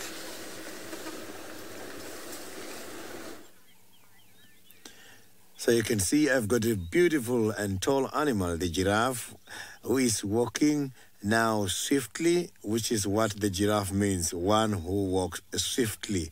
Look at the legs of the same side walking at the same time, which is called an asynchronous movement. But while I'm having the giraffe, I'm just going to finish the explanations I was giving you after a question about the difference between the biosphere reserve as well as the biome as we went down the drainage line and the signals were bad there. So I was saying the biome is a large ecological area which has got the specific climate, animals and plants, whereas the biosphere reserve is a small area, and these areas mostly is the area which has got the unusual, endemic and kind of the scientific studies. So the biosphere reserve is a reserve which is declared by the UNESCO, which is the United Nations Educational, Scientific and Cultural Organization. Those areas which are called biosphere reserves, mostly they've got a core.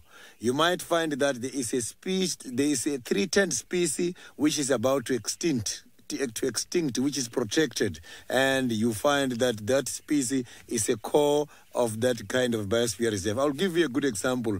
Where I come from, in a place called Marakele National Park, is part of what is called a waterberg biosphere reserve. And what is protected there the most is an endemic and endangered species called a waterberg cycad, which is only left in that park. You can't find it anywhere in the whole world. So you can see that is the motive behind an area to be declared a biosphere reserve. There has to be something of unusual or a scientific importance.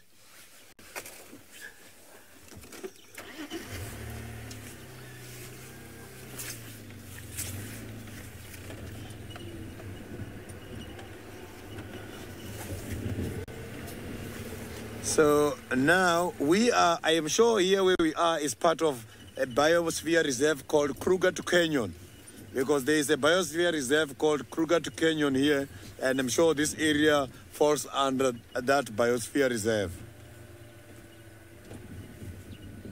The biosphere reserves are not too much. It's quite a few of them. There must be 6 or 7, not more than that.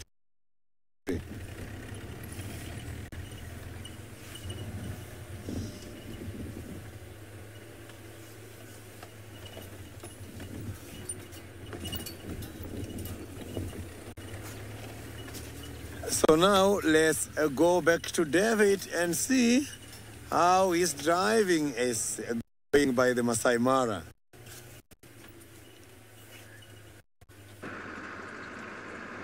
Thank you, Sydney. And decided to turn around, and the buffaloes they had before decided to cross the road, and they disappeared in the grass in the sense that there was no good infrastructure for me to follow them there.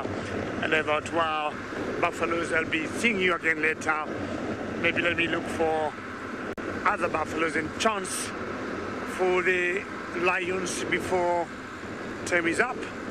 But again, still playing hard to get. I'm not very worried. I don't know if you're lucky, you'll be lucky. If not, we'll be out again this afternoon looking for the same. I've always found or seen in life is when you're just about to give up that things just turn up and they look good. So I'm not at that point of giving up as yet. So what I've told Manu, we have agreed we look for termite mounds, and because we have good sunshine now, we could see either lions or even a leopard or a cheetah on top of a termite mound.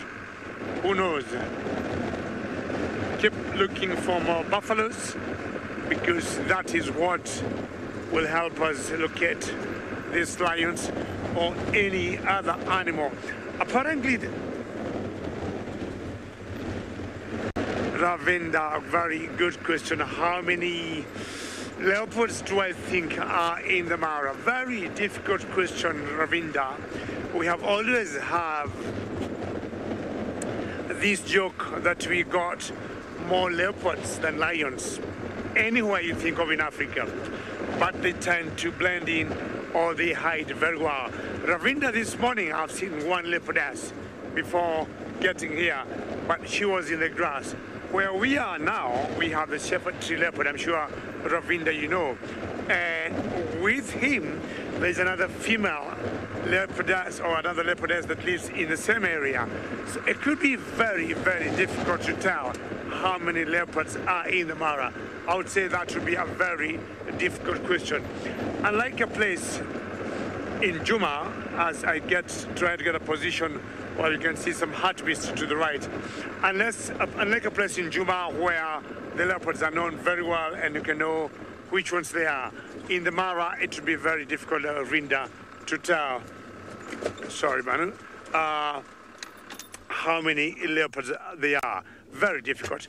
The only one we know, for example, is the leopard, the shepherd tree leopard that we all know 100% and we can identify him. The rest are very difficult to tell. So, sorry, Ravinda, not a very good answer for your question. But I would say we got, loads of leopards in the Mara.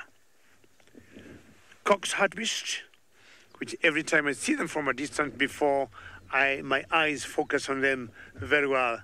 Many times I've called them lions. I mean, from like where they are, they all take that color beige brown of lions, and especially when you see them on the ground. Fine, yes, that's a great view, and that's one of the strengths of Manu, trying to combine, what you'd call two shots and getting, say, the hartebeest, the trees, and the view. I mean, goodness me, this is one thing that you'll see in the Mara and not anywhere else in the world. We'll always console ourselves when, say, cats don't show up. I mean, game drives is not only about lions or leopards or cheetahs, but even seeing such great views, I would say for me, it's very satisfying. Just look at that view there. You couldn't ask for a better view in such a beautiful morning like what Manu is showing you. Manu is the camera operator with me this morning. All right, we need to move. We have seen enough of views. Hopefully, we might have lost the last minutes to spot some cats somewhere. It's never too late. And while in the bush here, you usually say you never say never until the very last minute of the drive.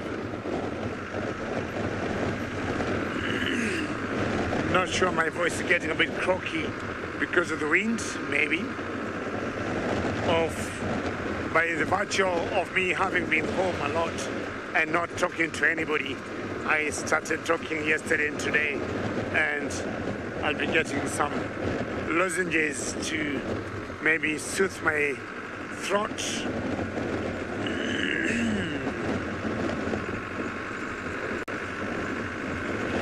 Man, what do you think? We got buffaloes and we got elephants.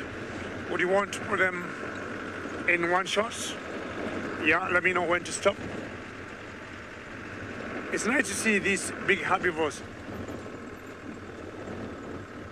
Thank you so very much. I'm sure things should get better as soon as... What do you think of that, man? Keep going? To the right a little bit? Okay. And how nice to see huge herbivores just together and very close to each other. We got ellies, we got buffaloes, and now they just need to tell us where those lions could be. I'm very convinced they're not very far from where we are. I mean, lions have also been known to bring down elephants, but of course babies, not fully grown elephants. But for buffaloes, it's very normal. Yes, we are going to see a situation where these ellies are going to make a good gel with the buffaloes. The buffaloes are not moved by having elephants around. That one man who seems to have a torn ear, the left ear seems to be torn. Do you agree? Yeah, it got a T on the left ear. Excuse me, either because of age, or it could have been a genetic issue, or maybe it was torn by a tree or branch. Sometimes you've seen elephants having holes in their ears, and if maybe a branch went in there, that's what exactly we would see.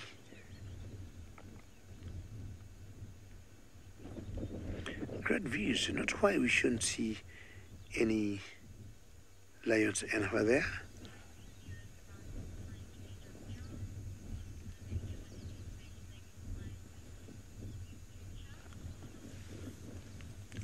And that's an impala.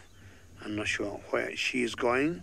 And ladies and gentlemen, remember I'll be having changes in times for our drives, and I'm sure if you look on YouTube, you'll be able to know how the times will be changing. So just look on the YouTube and we'll be able to tell you how the times will be changing for our drives.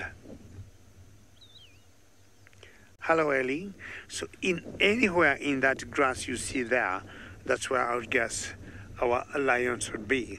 Either laying down and, just having a snooze.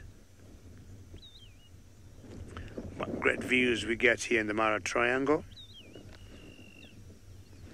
And just to see ellies and buffaloes, not minding and everybody minding his or her own business. Is there enough for everybody? So yeah, we got some little ellies there. We got some little calves. And I'm going to show you one there. Behind or between the buffaloes and the ellies, or was it a baby buffalo? Let's see. But somewhere we had there you are. That's a baby one there. Not sure he is having a poop break. A calf there near the one I was talking about that had torn ear. And it's always nice. Are you having an issue trying to have a number 2? You should be fine. And why elephants or most herbivores do not suffer when having number 2 is because they eat lots of fiber.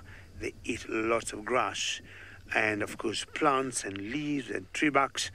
Unlike animals, when, for example, cats, you will see them struggling a little bit when doing number 2 because of eating a lot of proteins. But all herbivores I've always seen, it's very easy for them. And they may be having what I would call natural laxatives when they come to doing or dropping their dungs. It's a thorn tree there, what we used to call acacia. Thank you, Manu, for showing us that. You can see it got some flowers on it, and bees will be coming to pick some nectar there and making some wonderful honey for us here in Africa, or in Kenya precisely. Where are the lions? It's anywhere in that grass. And I'd be surprised there could be such a lager in there. That's a huge alley down there near that lager. They're trying to blow some dust there, but I'm sure they're just enjoying the feeding. And you notice they don't keep flapping their ears because it's pretty cool. Louis, yes, I would say I agree with you, Louis. It's just a perfect ending. you know, with Ellies and buffaloes making such a good jelly. And thank you, Louis, for having watched Linda, Paula, or other nice viewers. It has been such a great morning. And that view, Louis, it's great for anybody. And I'm sure you have been taking a lot of screenshots and seeing the egrets flying there. We have had lots of elephants today, I would say, both in Kenya and in South Africa, and of course the buffaloes. And Manu, do you see this particular male here? If you look carefully, he got his genitalia out there. Not sure for what reason, but it's a young bull trying to show that he could be in charge. Well, ladies and gentlemen, I would be sad to say it's time to say goodbye. And for all of you having been with us this morning, remember we'll be out again. Join us this afternoon for another wonderful drive. Many thanks on behalf of everybody else. Thank you so very much and goodbye.